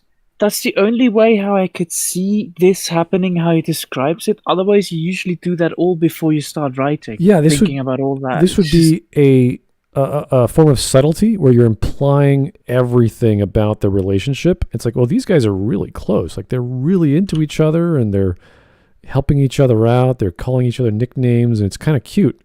But they never show it. They never describe an escalation. But it leaves you thinking, oh, these guys are clearly really into each other. We just don't know how. And your mind can then say, oh, they're probably fucking. but that's as far as that would go. If you want to write a story like that to imply something, this is very similar to what Hemingway does with lots of his stories, with characters and what they want to do. You don't know. Sometimes he reveals it. Sometimes he doesn't. With like Whom the Bell Tolls, they don't tell us exactly what's going on. So that's why a lot of readers don't like his stuff, because it's like, what is this story about? What's going on here? So that's cool. That's cool, because you're always heavily implying something. You're hitting people over the head with a feather, right? You're going boom, boom, boom, boom, boom. And they're like, what is that tapping feeling I feel every chapter? I don't know. That's great if that's the effect you're going for. But this guy's like, yeah, just show them that they're gay or whatever. You're like, oh. Yeah, limitations in your writing is something that helps you. Not just anything goes. That's just if you have limitations on your characters and rules for your world, that helps you find your way through it, and also helps you be creative with it. I always love to bring up Stargate SG-1 for that, because it's one of these science fiction shows that with this kind of every week another adventure thing, where they try to keep internally consistent as much as possible, to the point where, we have this magical sci-fi device and this magical sci-fi device. Let's combine them together to solve the unsolvable problem with the current villain or plot problem, which is it's great. And that's just, but you are still within the confines of and rules of your world. We're not even a quarter way done. Taking your characters by is in The Legend of Korra. Now, this was a show that had to have all of the potential relationship arcs sorted out by the first season, because Nickelodeon didn't trust that the sequel to one of the most successful cartoons of all time wouldn't be popular. Look that one out. Anyway, season 1 ended with the most boring, bland-ass main boy relationship as ever, but as season 2 hit, the writers decided to break it up because the story had no relationship arc anymore. I mean, it's not like you needed one, but whatever. No, that was a stupid idea. Because we already had one relationship with... No, it was first off, the whole relationship triangle nonsense in the first season was horrible shit. It just depicted Korra as an emotionally dysregulated thought. And in the second season to just break up with Mako was just random. It was just random. There was no real reason for it. It was ham-fisted. And I don't know why they did it. And to say that it's not, the relationship is not relevant, it's a problem of you as a writer. If you can't do anything with it. Having the main character having a relationship, the main character has magical powers and the other one doesn't. The relationship partner doesn't. Or in this case, the relationship partner has less amazing powers, because Mako can even do this lightning bending shit, which should be super rare. But the writers decided, oh no, everyone can do it now. That still is the great thing about the relationship partner.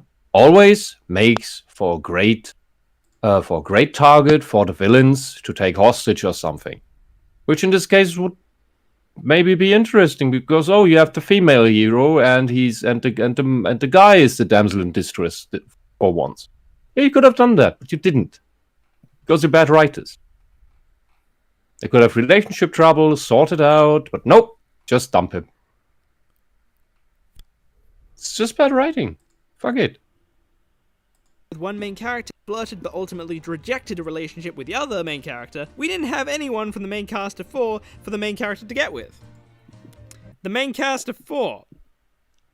The main cast of... Oh, wait a second. Asami, the other girl in the group besides the main character, has fantastic fucking chemistry with Korra. Even no, she doesn't. In season 1, they have this element of, I thought you were really prissy and upper class at first, but you're actually really fun, which was like really the only one element she shares with Bolin, but also Asami likes excitement and risk-taking, where honestly, Bolin is just kind of a cow.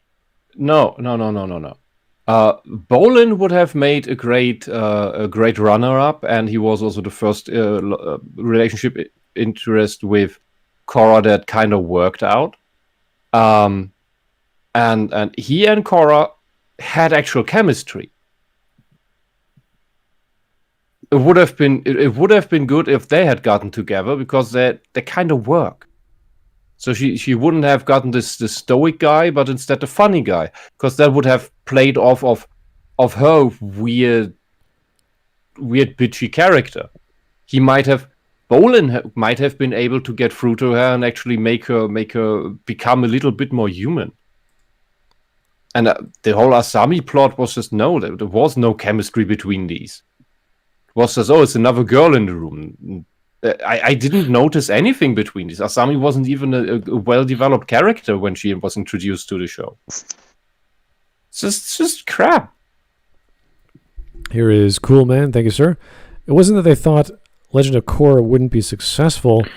It was literally just made as a limited series at first, and then they got more seasons after. It was only going to be one season, yeah. That was the intention as far as I recall. So once they get another season, like, oh, now what do we do? Oh, we get a third one too. They had to fill it up with something, which makes it sound as if every season's standalone or try to be standalone. Just the first season is standalone because they thought they were going to get canned after that. If you have so little trust in your own product, and maybe don't do it in the first place.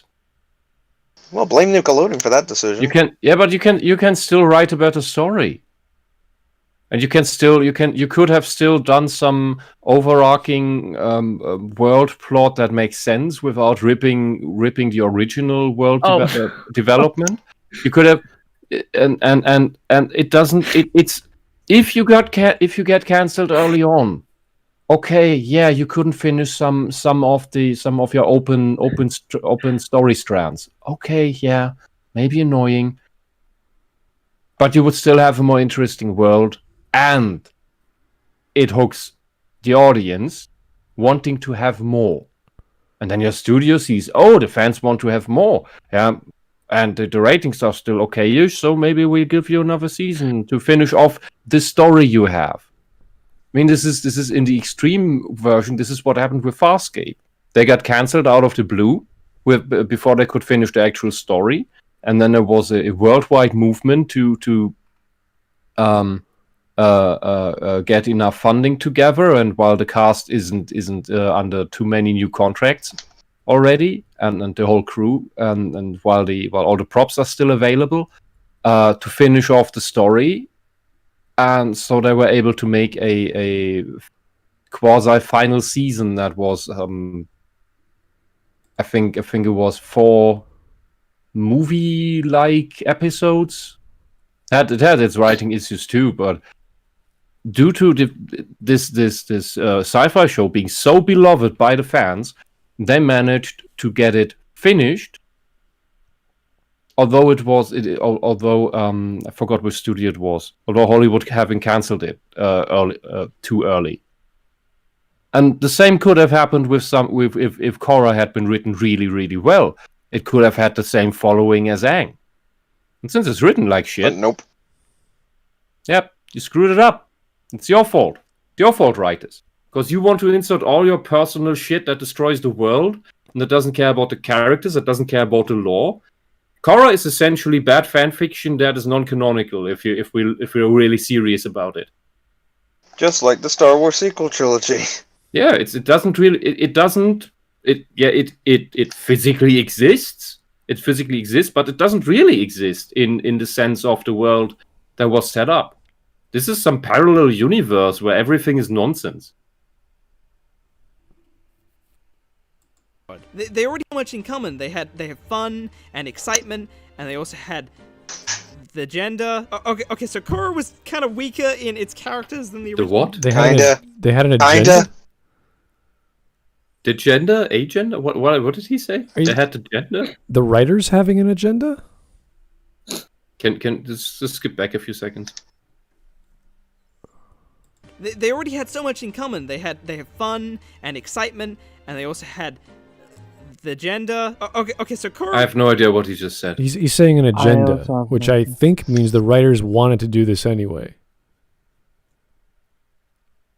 I don't know, but Aang didn't have an agenda. No. But The writer's agenda. No. Not the character's agenda. The writer's agenda. Yeah, but Last Airbender didn't have an agenda. I mean towards the characters they're writing. Like they wanted to hook them up. Wasn't there I an don't interview where they said know. that they basically did that last minute, so they didn't want to commit to it? Yeah. Korra doesn't have the Korra Asami relationship set up. It's not there. Let me hear this one more time. Have you seen it? Risk-taking, where Bolin is just kind of a coward. They already had so much in common. They have fun and excitement, and they also had the gender. Oh, gender. Yeah. Oh, I that's don't. one thing they had in common. They had the same gender. Oh. Okay. Oh, it's supposed to be a pun? No. But that makes no sense in regards to Last Airbender. They have the same gender in common. It's like that's not an excuse to have them hook up. They have the same sex. If you want to go to the gender route as people define it, Yeah. I mean, that would mean personality bullshit. And Korra and Asami do not have the same personality. They don't have the same interests. They don't have the same traits. Yeah. If by any imagination they have not the same gender. So even if it was two males, it still wouldn't make any sense as an argument, because we don't know. We have no idea that either of them like girls, so it's kind of pointless to make that argument. I'm just lost at how this relates to The Last Airbender. Yeah, everyone in chat saying they share a gender. So yeah, that's pretty much what he's trying to say there. It's a bad joke he's making. It's like, oh, okay, fine. Okay.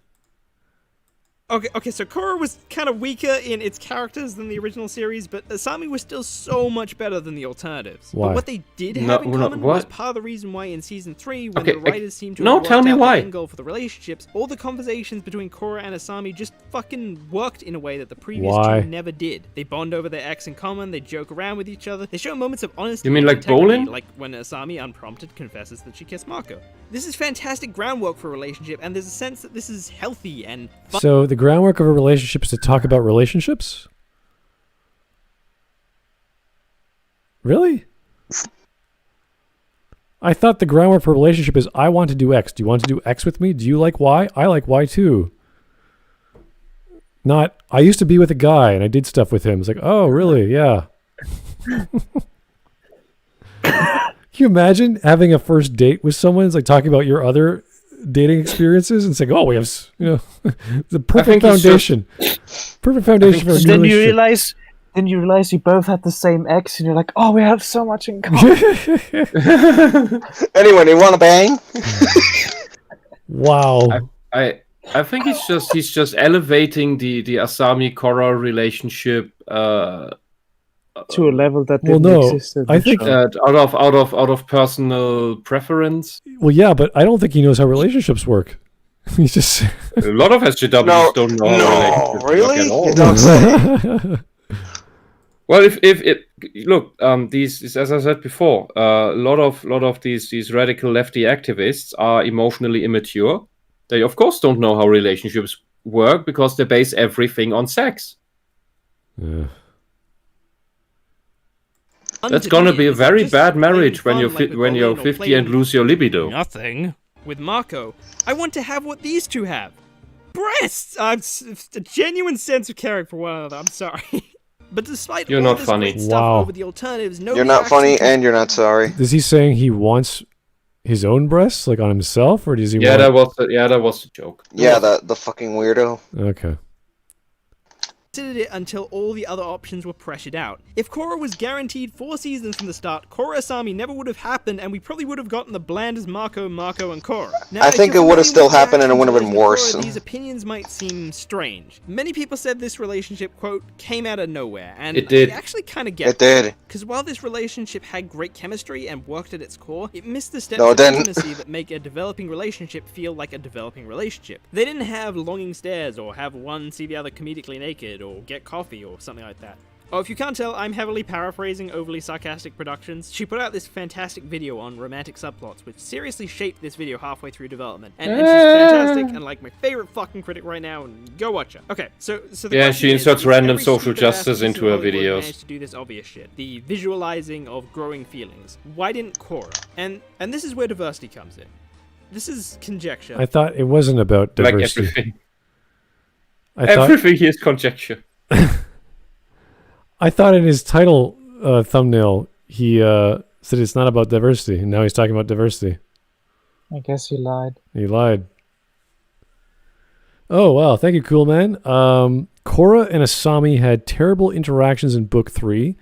Their first conversation was Asami being forced to apologize for dating Mako when he was single, and Korra gets off for kissing Mako while he was dating Asami twice. Yep. Korra is an absolutely horrible brat. Horrible human being. And there's absolutely no reason why. Literally, the first episode tells you that. Why, and there's but it just gets worse. I mean, you could have had this development that she turns into a decent human being once she's out of this sheltered Oedipal bullshit place. Nope. Yeah, exactly. Nope. And there's, aside from being the Avatar, there's absolutely no reason why people why Mako and Bolin should stick with her, because she screwed them both. She's been absolutely horrible to them, and they should just go with. Had they had any sense, they would have gone with, okay, she's the Avatar, but she's an absolute cunt. I don't want to have anything to do with her. I hope she doesn't destroy the world accidentally because she's an idiot. An avatar, I might add, who mastered 3 of the 4 elements while still being a kid. Yeah, it also destroys the complete journey of the Avatar.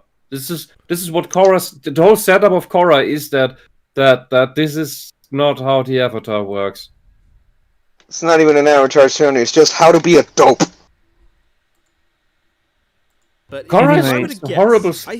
Korra's a fault. Anyways, I think before we continue, I'll take this moment to take my leave, because I really should go to bed. No. Okay. Have a great time. Alright. Take it easy. Well, work shifted tomorrow, and I would have gotten... All right. Technically, I shouldn't have gotten on, but I really wanted to. But anyways, have a wonderful evening. Well, thank you, Philosopher. Take it easy. Oh, no issue. Bye. Bye. See ya. All right. Halfway through. And we're already falling like flies. Yeah, meanwhile, back to the nonsense. That they thought of Korra Asami as a plot twist. I think they tried to intentionally make the progressions in their relationship as... How is a romance a plot twist? I think you mean in this case a plot device. And he already admitted that it came out of nowhere, so there are no setups. Hence plot device. None of the interactions between Korra and Asami are set up for a relationship. I don't think he knows the definition of what he's talking about. I think he's contradicting himself a lot. No shit. If the story was a romance, then the focus of the plot would be romance. This is not a romance. Can't be a plot twist. It's a character reveal, like any reveal, which is fine, but it's not a plot element. Anyway. Subtle as possible, because they thought the very nature of a lesbian couple would be a crazy surprise. And I mean, they'd be right, it was. But 3 years from now, when LGBT relationship arcs are normal, it won't. And they're all horribly written! Sure they must have known that. They'll never be more... Just because of that, they won't be normal. Hell no. In a social sense. I.e., they thought big of themselves for making a gay relationship, and it was such an important and momentous occasion for the gay community that they wanted to make it a surprise. Boom! Gay relationship! Look at what That's not how you do it! We actually went and did it! Of course, the official word on this... Okay, here's the problem with these kinds of the surprise gay, is that... and there are a lot of people in this scene that only have superficial sexual relationships, and there are no real feelings. It's quite horrible. There are good people there, of course, and they usually don't appreciate these kinds of surprise gay in media as well. They want proper human beings. Social justice people couldn't write a proper relationship if their lives depended on it, because this is where the term emotional immaturity comes in again. They do not know how relationships function, so they can't write them. They're not they're not adult enough for it. Well, And if it's so it just happens. Oh, random relationship. Let's bang each other. Even if they didn't understand relationships or have their own, they could have talked to other people and say, "What's it like? What do you do? How does this work?" Or read other That would books. already be a mature thing. That would be admitting to yourself that you are incapable and imperfect at something, and that you need help with something. That's not what emotionally immature people do. Emotionally immature people lean towards narcissism. So you have to do it all yourself because you're a perfect being. This is your creation. You don't need any help with it. And Korra is a product of narcissism, because which you can see already in the fact that it shits all over the original creation. Let's do our own thing with the thing someone else came up with, and completely fuck it over because we don't care what the original thing is. We just want to write on the name. Just want money. Is that they start alluding to it even though they thought they couldn't do it, and then towards the finale they decide to actually ask Nickelodeon about it. But like, this was 2014. As if the executives care about this shit. Shirt sniffing in 2013 was happily showing intimate moments and displays of affection in 2011. And that's not a Cartoon Network being more progressive thing. There's a video confirming that they wouldn't even allow a gay relationship, but big dumbbell-sized hints and intimate moments were apparently fine. In Korra, all we got were hints that they were... Dude. Do you know how friendships between, and that's non-sexual, friendships between girls work? Having photographs with your bestie in your locker or at home on a pinboard is the most normal thing ever. If you think everything's a hint, that's your problem. But Adventure Time is a weird cartoon in the first place. Like, I'm not even sure it's really for kids. I don't think that's the target audience. They were supposed to be. Yeah, and then it turned weird. As the stuff nowadays tends to. Good friends. So, between Adventure Time's precedence and social justice's tendency to be a little bit, moral grandstandy, forgive me for being a little... What, like you? I think that the push for diversity led to a designer sacrificing story for politics, and that's my issue with it. When I say make all your characters bi, I say it because all it effectively does is open and help you realize your best potential paths. Yeah, but the way you're saying it here, you're no different than them. This is just more gobbledygook. If you think of every character having every opportunity to do whatever they want, you are a better writer as a result. This is the opposite of what people teach people how to write. We always limit what we should write about and how. We limit the characters so the focus of the narrative is in one direction for whatever the character is trying to achieve, whatever the plot is. That's it. If you want to have them hook up with this or that character, that's either a side plot or it's a waste of time. And when I say side plot, it's an element of the main plot that has some relevance. It's connected back into the main plot. You don't just have a garden path that shoots off a cliff to nowhere. You don't have a bridge to nowhere. You don't build something up and just say, oh, now they're together. Isn't that nice? Like, no, you're wasting my time. This is a story about saving the day, getting the golden fleece, whatever. Don't suddenly turn it into romance because you want a romantic element. Tie it in. Have that make sense. And when you tie it in, it better make sense. Having them suddenly reveal they love each other does not make sense. This is not better writing. This is just... I think it's actually lazier writing. Because it's up in the air. Maybe they have feelings for each other. Maybe they like girls suddenly. Yeah, maybe they do. It would have been nice if they just held hands and that was that. They didn't, get romantic googly eyes or whatever they do.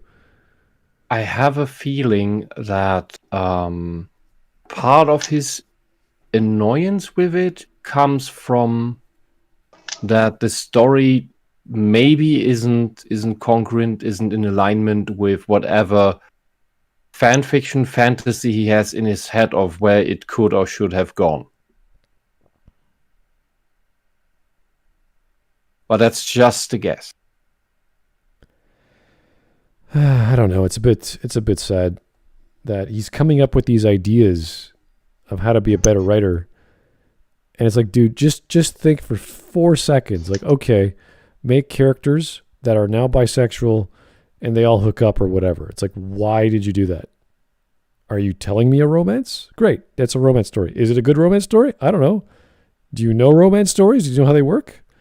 Do you know what makes them work? Or how characters work? Or aliens on another planet work? Like, you have to know what you're talking about. You can't just say, hey, you know what would be great? Every character in the future is bi. And you're like, okay. Hell no.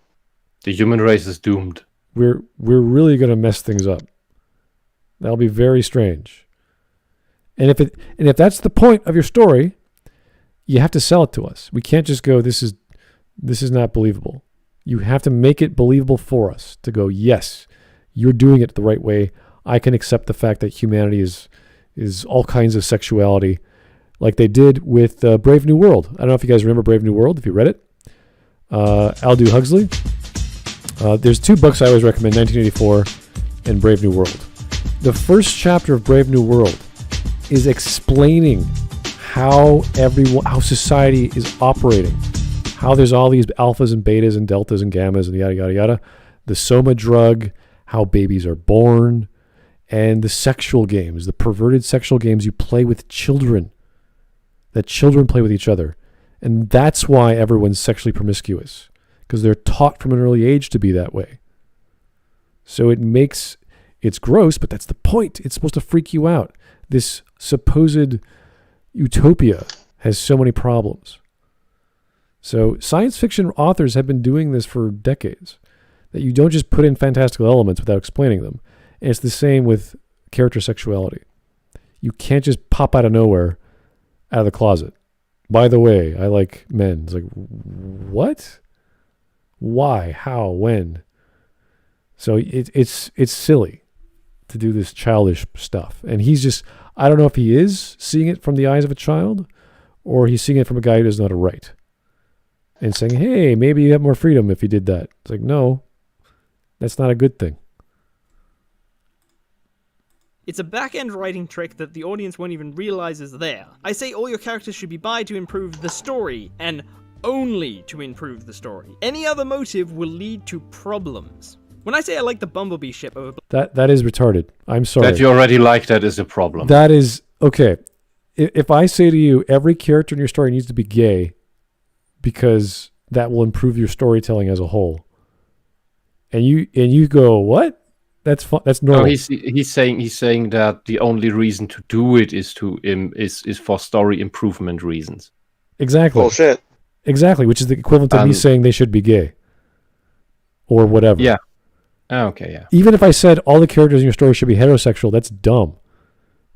Why is that relevant to the story you're telling? I don't know what story you're telling. Is it a story about heterosexual characters? Is it a story about gay characters? If it's a story about gay characters, why should I be telling you what to do with your characters' sexuality? Let alone all of your characters' sexuality. That's stupid. You see how these big, engrossing rules are so bad? Like, okay, I wrote a book about 6 rules for writing, but they're generic enough that you can apply them to everything. I was very careful of how I planned those out.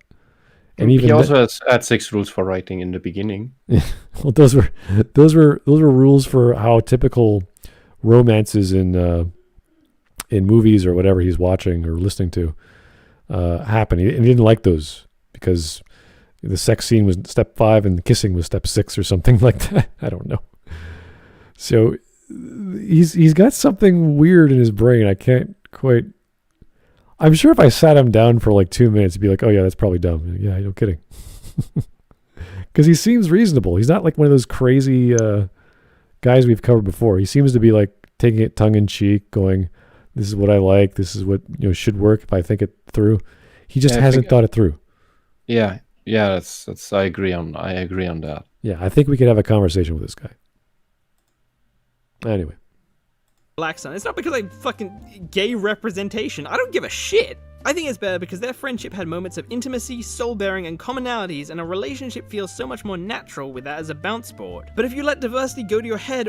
Dude, that's what friendships, good, real, deep friendships have. They don't need to turn sexual. And someone in chat also mentioned it, that the original plan by Monty was the Son Goku guy with to be together with the character that stands for the color black, Blake. God, I don't. It's so long that I watched this stuff, and it's obvious because she has the hard shell and insecurities and emotional scars and everything, and he's the guy who breaks through that. It was a nice setup, and I threw that out because the obsessed fangirls wanted their shipping nonsense, and it's just it's disrespecting the original creator and that vision. It's simple. It's similar in that regard to Korra, but worse since they go with the directly with the original plan for all of the thing. It's like as if instead of Korra, they had continued with Aang and just changed everything randomly and like made Aang bisexual all of a sudden. That would have been really weird. But this is not good writing, and this is not how. Dude, you don't understand friendships. I'm sorry. I hope in your life you will find a real friend who will go through hell if necessary, and then you will learn that there doesn't need to be sexuality involved in that.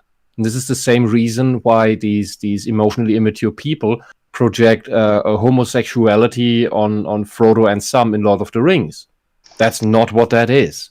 That is a deep friendship and they're going through hell together. And they have to rely on each other, and they do care because they're friends, not because they're into each other. All right. Here's Tyler Preston. Thank you. Here's an idea. Have a gay character that is not in a relationship. Have the character be defined by who they are as a character and not be solely defined who they are currently bonking. A lot of romance and fiction tend to be shit, straight or gay. I think this is for any element of your story, whether it's defining your character or your plot or your plot development. Just make it make sense. And don't just have it one explanation, give it more than one explanation. So if they're gay, great. What else is there? Are they smart? Are they dumb? Are they good at something? Are they bad at something? Do they have political views? Like, give us more than just one element and work on them. Don't just tell us he's gay. It's like, great. You're gonna use that? If you're not going to use it, if you're not going to develop it, don't mention it. Don't waste my time. Put it into the plot. If they want something, give us many reasons why they want something and why they're going to go get that thing. It's simple stuff. So give your character some layers. It doesn't matter about their sexuality. It really doesn't. If it's not relevant in the story, then don't bring it up. It doesn't have to be anything about anything else. If it's just about gender or sexuality, then you're literally just writing a romance at that point. And that could be the point of your story. That's fine. But you have to know that before you start writing. What kind of story do you want to tell? Do you want to tell an adventure? Then why are you mentioning they're gay? For comedic reasons, like a joke later on, or what? It's very straightforward. It's like a Chekhov's gun for everything. Don't bring up the idea unless you're going to use it. Here is Ultimate Fatty. Thank you, sir. I remember playing Inquisition. Oh boy. And feeling awkward when Blackwall or Dorian hit on yourself while I'm trying to hook up with the spicy ambassador lady. That's good. Yeah, but that's funny because, it makes sense for Blackwall or wait, no. Did Blackwall ever No, Blackwall. Was he bisexual? Were they all bisexual? I don't remember. Dorian, I know, is bisexual. I remember Iron Bull being bisexual, but Blackwall I don't remember. Okay, well, it doesn't really matter. But anyway. Yeah, BioWare games do that a lot. Cyrek, sexuality shouldn't be a factor in the story unless it's pivotal to the story. I agree. If it doesn't impact the story in the greater scheme, it's irrelevant. Exactly what I was saying. You got it, Cyrek. Yep. Yeah, and that's the part why I am annoyed by plot irrelevant sex scenes in Hollywood productions. It's not that I have a problem with sex scenes in general. I just find them annoying and pandering to, we need to have a sex scene to keep the audience, which is what you often see in many TV series of the later years, where in the first 1 or 2 episodes they have 1 or more hard sex scenes between characters, as if that just to hook, or in an attempt, in a belief to hook an audience with that, when later on you don't have these kinds of scenes returning, and you get the actual plot. And I just find this is really bad writing for TV, because I want to see the plot. Halt and Catch Fire is one of these examples that really threw me off. If you've not seen that's about software development in the 80s, and for some reason they had to throw in random, these characters have sex now, okay, here, have sex scene, and after that you get actual plot, and just why? All right. It wasn't necessary. Okay. Well, we're more than halfway done at least. Whew.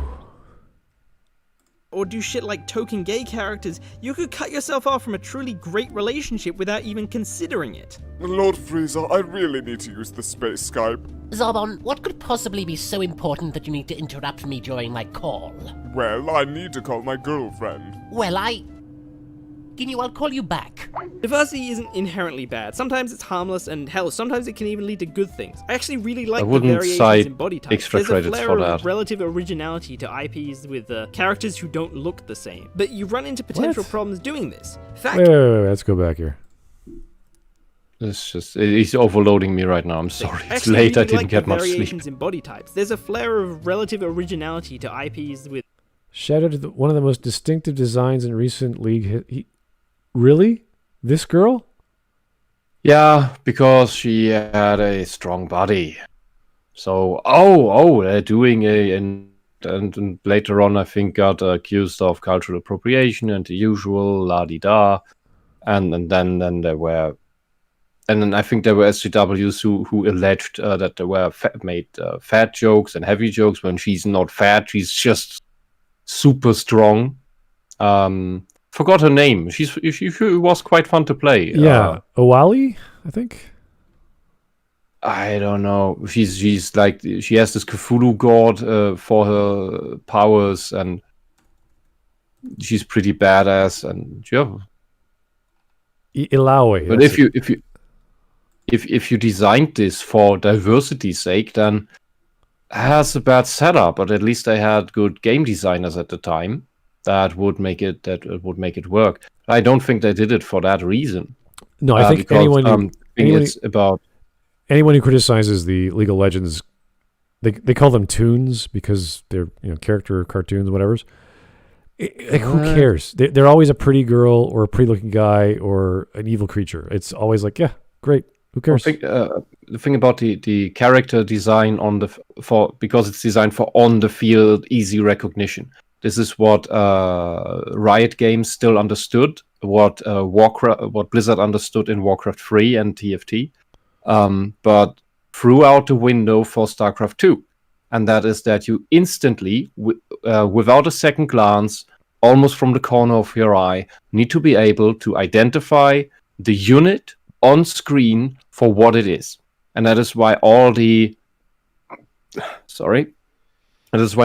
League of Legends characters on the screen look extremely distinct in their character models from above. And that is why you go out of your way to design very differently shaped characters, especially when your roster grows beyond several dozen, up to 100 characters. Yeah, you need to be able to instantly identify this is that character, this is that character. You don't mix them up because that is you need to make split-second reactions. That's what leads to these character designs in part.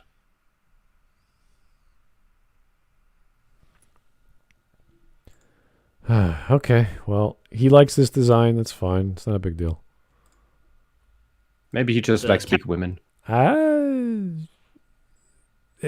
There's Leona. She's a big girl in League of Legends. She's got armor on. She's got a giant shield and a sword. Yeah, but she's slim with big knockers. That's not SJW friendly. They all have big knockers, pretty much. Rek'Sai?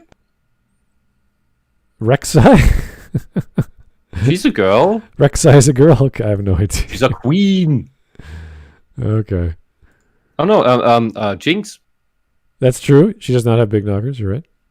There's a. Should I send you a chart with all the females next to each other, sorted by cup size? No, that's fine.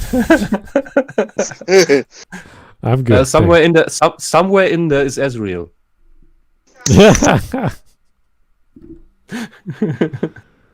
Oh boy.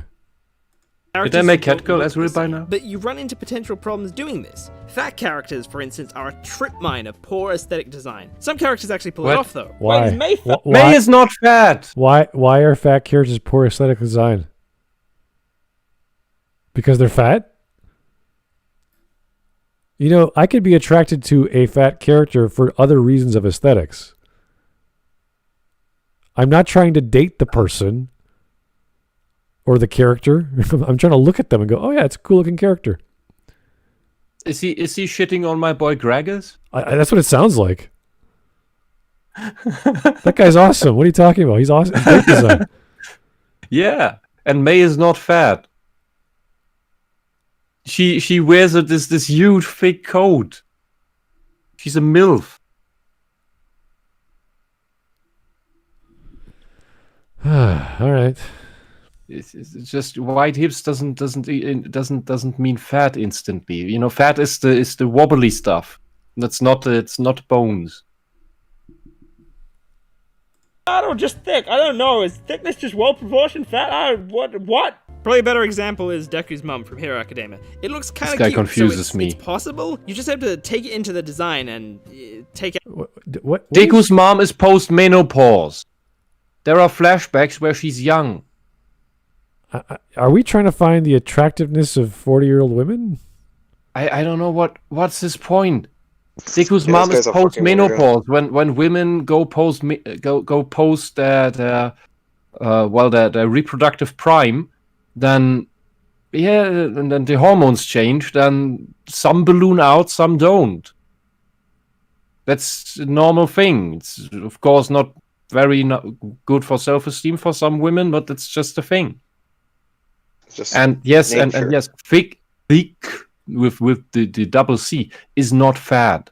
That's just a woman with a curvy build, and not curvy in the like the obese people have appropriated, if you will, that I have a big belly. No, it's just wide hips, slim waist, big knockers. That's not fat. That is a, if you will, the prime female body type, because it signals that this is the most healthy and reproductively viable body. That's what the signal is. That doesn't mean that other women aren't like that. But it's like the absolute ideal. And yes, we make caricatures of that, where we exaggerate that beyond what is humanly possible. That is what some people do in their art. And then you meet some girls where you think, how is I thought this wasn't realistically possible. I've met girls that have super wide hips, a super slim waist, and usually a normal sized chest, like a B or C cup, and that's just a thing. Nothing of this is unrealistic. At the very least, it's not impossible. Yeah, and I just don't understand. Didn't he get that Deku's mom is that she's not young anymore? There are flashbacks where you see her in your younger years, and she's a pretty and slim girl, a woman. If I remember correctly, correct me if I'm wrong. No, you're right. This guy doesn't understand women, just as he doesn't understand relationships. Sad. All right. Out the double chin. Wait, is that inherent? Artist challenge. Make a double chin look good. Hashtag double chin challenge. What? I get that there's this argument that Not inclusivity funny. makes the story better for those It's who it not. applies to, and while I think that plays on insecurities, I don't think that there's anything harmful about making a select group of people happy. However, if your story suffers indirectly because you try to force diversity, it's not going to just affect the majority, it's going to affect that group too. They might like it more in general because it had a gay relationship, but they're still going to like it less than a genuinely good gay relationship arc. And they're only going to like it about as much as a genuinely good straight relationship. And now I'm going to randomly spoil the end of Naruto and Evangelion, so you what? have been warned. Wait, Give me more shit like Shinji. Wait, I think in general that is something we can in part agree on, that it's about writing quality of a relationship. He does understand that part, that's important. But the whole Korra thing is not good writing. The whole Korra Asami thing. Just as the Ruby stuff, that's not good writing. I think you should watch way more things that are out of the main popularity cycle, and go for more niche stuff, because that's where you sometimes find really good writing. Just whatever this is gonna be. No, and no, this Shinji and Kaoru is not. That's not a gay relationship. Shinji is just so fucking insecure that he doesn't know how to react in any situation that has anything to do where something is emotionally relevant. And Kaoru is he's not even a human. he's an angel. And yet they have almost the same genome as humans, but fuck it. Kaoru is, especially in the original series, he's essentially incomprehensible. Isn't he just messing with Shinji at that point? It seems like it, that he's just trying to figure out what's up with this douche kid.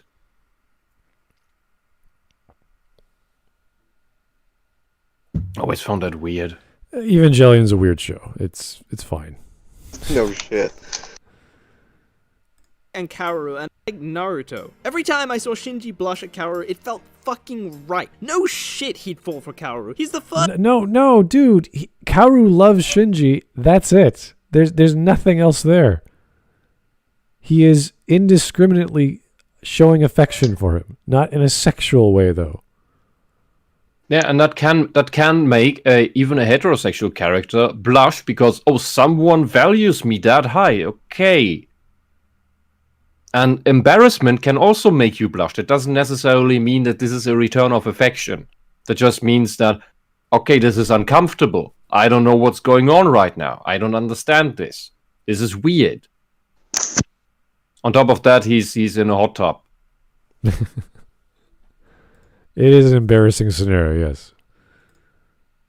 And I've been talking about personal emotional stuff. So it's just, dude, you're just seeing things where they aren't. First person in the entire Evangelion to treat this poor kid like a human fucking being. No wonder the kid likes dick. His only other options were a robot so frigid her only pipes were probably water cooling, and the most abusive piece of shit fan favorite character to ever walk the earth. Okay, that's enough. Yeah, but that doesn't make you gay. That just makes you, this guy actually cares about me. Emotionally. And they seem to care about Shinji, she just didn't know how to express it. Just like Shinji doesn't know how to express his emotions. They're both emotionally damaged. And Asuka is as well, but that's a completely different story. Okay. And again, I guess Asuka and Shinji do count as a gay relationship, don't they? I mean, they What? must, considering she won't stop waving her fucking dick around. Fuck your best girl bullshit. The only reason best girl even got its own category is so that Kaoru could stop. No. See. Oh, sorry, I missed. Where I misclicked. I'm sorry. are we going? There we go. Sorry. This button is so small. Why does it have to be pixels away from the other thing? Can't we have an extra line here that from the progress bar? The weird thing about the Shinji relationship is that is spoilers for this 30-year-old show. Rei is a clone of Shinji's mother. Oh, That's weird. That's always a fun little anecdote. Yeah. Yeah. Best girl bullshit. The only reason best girl even got its own category is so that Kaoru could stop dominating these sluts with his 20-foot angel dick. And fuck Naruto, man. What? I'll fucking say it. Naruto and Sasuke was way better as a potential relationship than anything we got. They're At not least they had gay! mutual Oh my god. This is Japan a friendship. doesn't- You are the kind of nonsensical person who would think Japan that doesn't give Sam a and shit Frodo about are gay that. Have you because seen they have a friendship. You are insane. I'm sorry. what's her name? Not Sakura, the other one. The one he hooks up This with. guy honestly thinks Japan would give a shit about this. Hinata. Hinata loves Yeah. Naruto. The entire story is she's blushing like crazy. She can't control herself. How much she's she loves the the guy. type of girl that would support Naruto falling for another girl because she just wants him to be happy. Yeah, she's so pure-hearted that she puts her own feelings beneath whatever Naruto wants. And in She's the type of girl that will support you through everything. yes, For someone like Naruto who has his own issues, she's a wonderful match.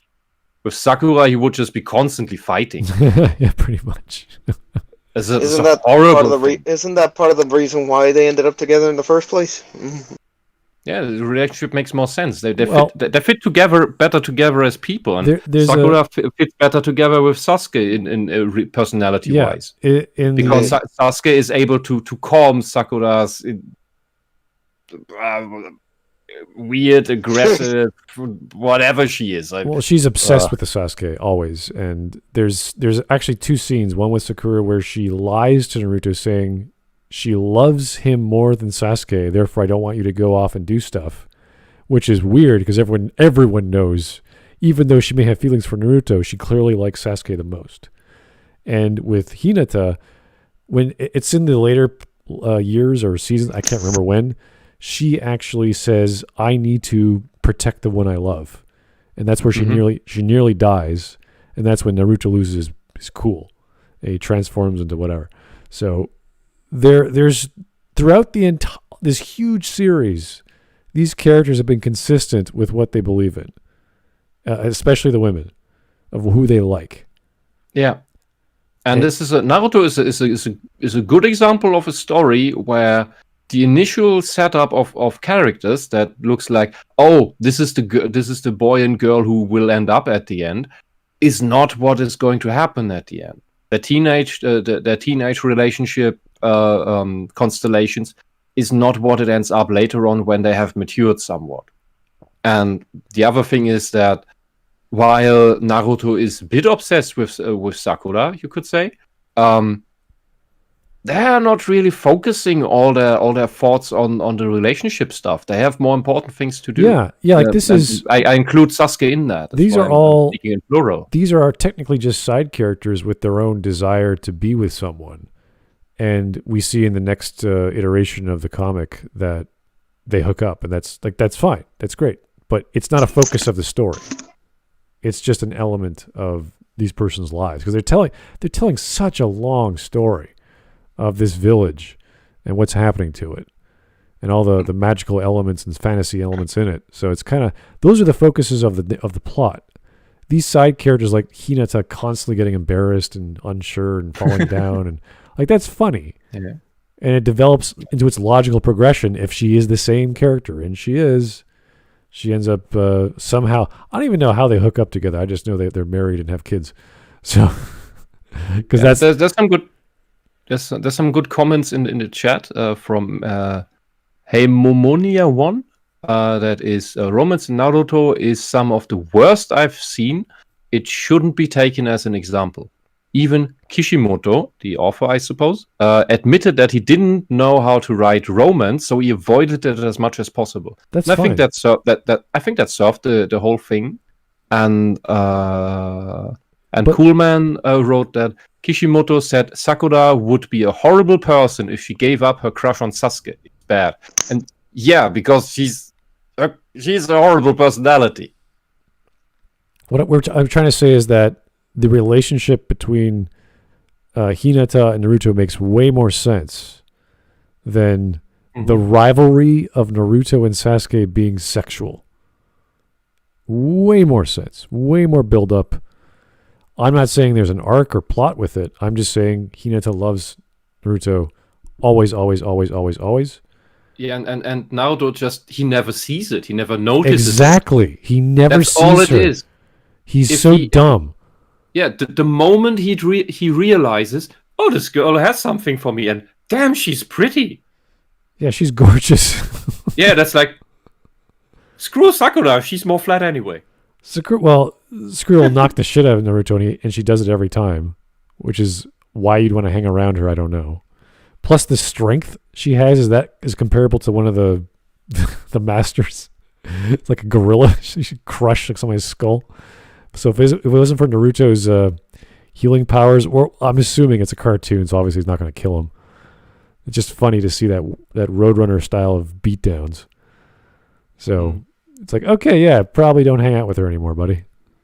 But anyway, the argument was this is not a homosexual relationship. That's stupid. I keep saying this is the type of logic that leads to thinking that Sam and Frodo are gay. Yeah. But this is a rivalry, not a friendship. So didn't you have rivalries in school, like either in sports or in who could get more points in tests? That's the nerd thing too. The nerd equivalent to that. Like, oh, I got 3 A's this week. No, I got 4. Okay. Yeah. Ending intimate moments and, fucking dialogue! Look how much is gained from leaving your options open. God. Look how much is lost from locking your couples in from date. What's okay? Wait. So having a crush and having it manifest into a confession is bad because they haven't changed their minds. I'm sure if Naruto said, "No, Hinata, I'm not interested in you," then what? That might have done something. Yeah, could have, but who cares? Yeah, but until then, it's just that, genuine feelings, real feelings, they don't just change. They don't just randomly change. That's not how it works. And I'm sorry to say this, but I fear you have never loved and you have never had a real friendship. You may have had crushes, but you haven't had deep feelings for anyone. Otherwise, you wouldn't say this. I mean, the guy in the video. So. Well, he's advocating suddenly for homosexual relationships, and you're like, why? Do you have bonding issues? This is nothing more than the argument from shippers that we were expecting. Yeah. It's like, but he admits the storytelling for what is that stupid thing? The Korra was bad. Like, he admits that. It's like, yeah, you're right, but he still likes it. Oh god, I'm just having flashbacks from school with these stupid rivalries for points. Yeah. We even did an IQ test in class, and it was so stupid because all the smart kids were pissed at each other for having, this guy has 2 points more than me, and this guy has 2 points more than me, and they were all above the second deviation, 2 standard deviations above, and it's like super eggheads, and it's just but it was still that guy has more points than me, but you are all super smart. What's the problem? Yeah. That's just funny rivalries. It's okay. Fucking one. In conclusion, fuck the traditionalism that forces straight characters, but also fuck the agenda that forces gay characters. Making all your characters bi is the only logical choice, and it's not for diversity. So what's it for? I don't know, man. Fuck, art is art. If you want to At least he agrees that it's bad for if you do it for diversity. Then that's your prerogative. But I'm a designer. There's only Are one you? group that I really care about. The human group. What's that mean? That's a nice thing. What the hell does that mean? You draw things. Okay. You draw things for humans. Wow. I make food for humans. Wow. No, I think it's okay. It's a nice baseline to say he cares about humans, but I don't think he understands humans yet. I'm a designer. I make stuff for humans. Thank you, designer. I'm glad you don't give it to your god Cthulhu. Okay. Cthulhu verdanken. Cthulhu wants your designs as well. Why don't you give it to your god? Would that make him happier? I don't know. It's so weird. I don't know. All right. Well, that was. You know what? It wasn't completely trash. Like he's talking about, you shouldn't go one way or the other. But because of that, therefore bisexuality, which is dumb. I think he's not completely lost. He's just not thought this through completely. I think he's kind of making a joke too. He's trying to be a bit facetious with that last statement. It's just an odd way to end this. Like, this whole argument has been silly. We have maybe to end this on a nicer note. Don't know if you've seen it yet. There's a nice for in regards to making to fixing writing errors. A nice fix for the TLJ hyperspace scene. Yeah. You have a bit of time. Maybe you want to throw that in. It's a very well done fan edit. How fast is it? It's just a minute or something. A minute. All right, let's see it.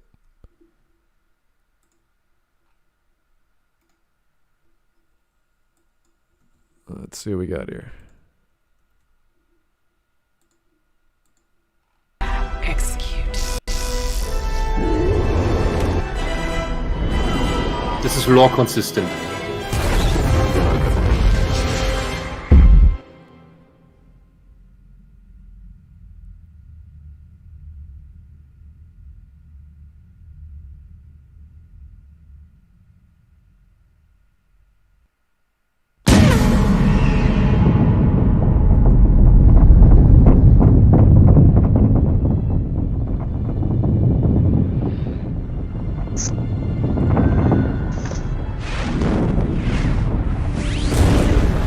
No!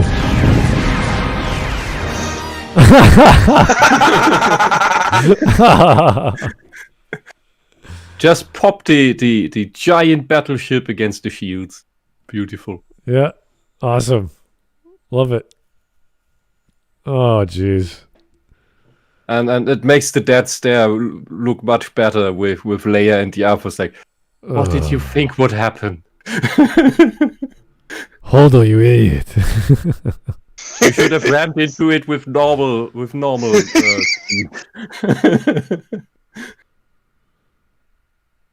That makes me feel a lot better. Good. Always end on a happy note. Yeah. Thank you, Ryan Johnson. That was brilliant. That was the best thing ever. All right. Well, that was a lesson of not to write characters or entire stories about a thing because some guy thought it was a good idea. Jeez. Can you imagine him going to print or actually like making a plan, like a book, planning this whole thing out and going, this is how you should write good... Like it would just be a joke. Like he would start writing this and about 2 pages in, he'd be like, yeah, this is a joke. I'm making a joke book now. Because no one would ever seriously say this. I don't think he's ever written anything. Yeah. I mean, there are some of the people who draw. Some of them make comics, and then they get into writing, so they develop both skills. friend of mine does that. She's planning her new comic series right now, and she's shown me how much she just worked on this, just on the setup and the world building and all the characters and all of that, and showed me the piles of paper that is just, this is the characters and side characters and the relationship arcs between and the relationships between them, and this is the notes on world building and everything, and it's just it's hundreds upon hundreds of pages. And I was like, wow, this is effort. This is how you do it. And not as, I'm just writing on step by step, and maybe this random thing now happens. No, that's just bad. You'll end up with crap like if you do it like that. And the pictures I saw of these piles of stuff and how much is written on them and the sketches, and it's like the people in Hollywood are probably used to that when they walk into the planning rooms, but this just to me it came out of the blue. I knew she was working on it, but I didn't expect these metric tons of paper. It blows me away, and that is dedication and taking care for your own fantasy world. And then I see stuff like Korra and Star Wars from Disney, and it's all nonsense, and it's bad characters, it's bad plot writing, it's the world building lore is all crap, it's all ripped apart, and it's just, these studios have $1 million budgets, and they are, in regards to writing quality, completely outdone by singular people who just want to do a good thing. And it keeps baffling me. All right. Well, I think we should call it an evening. Thank you guys for tuning in. That wasn't so long or so bad. He had some good points because he was against politically motivated writing. That's always a nice thing.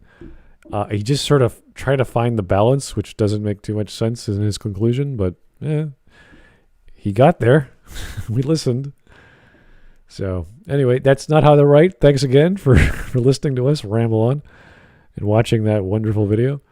Hopefully we'll have some other suggestions tomorrow that are a little more diverse, and we could change topics about, I don't know, less about sex. I think we should get off the sex for a bit. Just go back to... and back to cooking with Jack. No, cooking. We just had cooking. Too much food, too much sex. Let's focus on something else next time. Right? Good Lord, I think my stomach's fine now after having a normal meal today. But geez, yesterday I was getting sick. Ugh. And I hope someday I get my brain back together. Oh, fantastic. Okay. All right, guys. Thanks for joining us. We'll see you real soon, and have yourself a great evening. Bye-bye now. Bye-bye.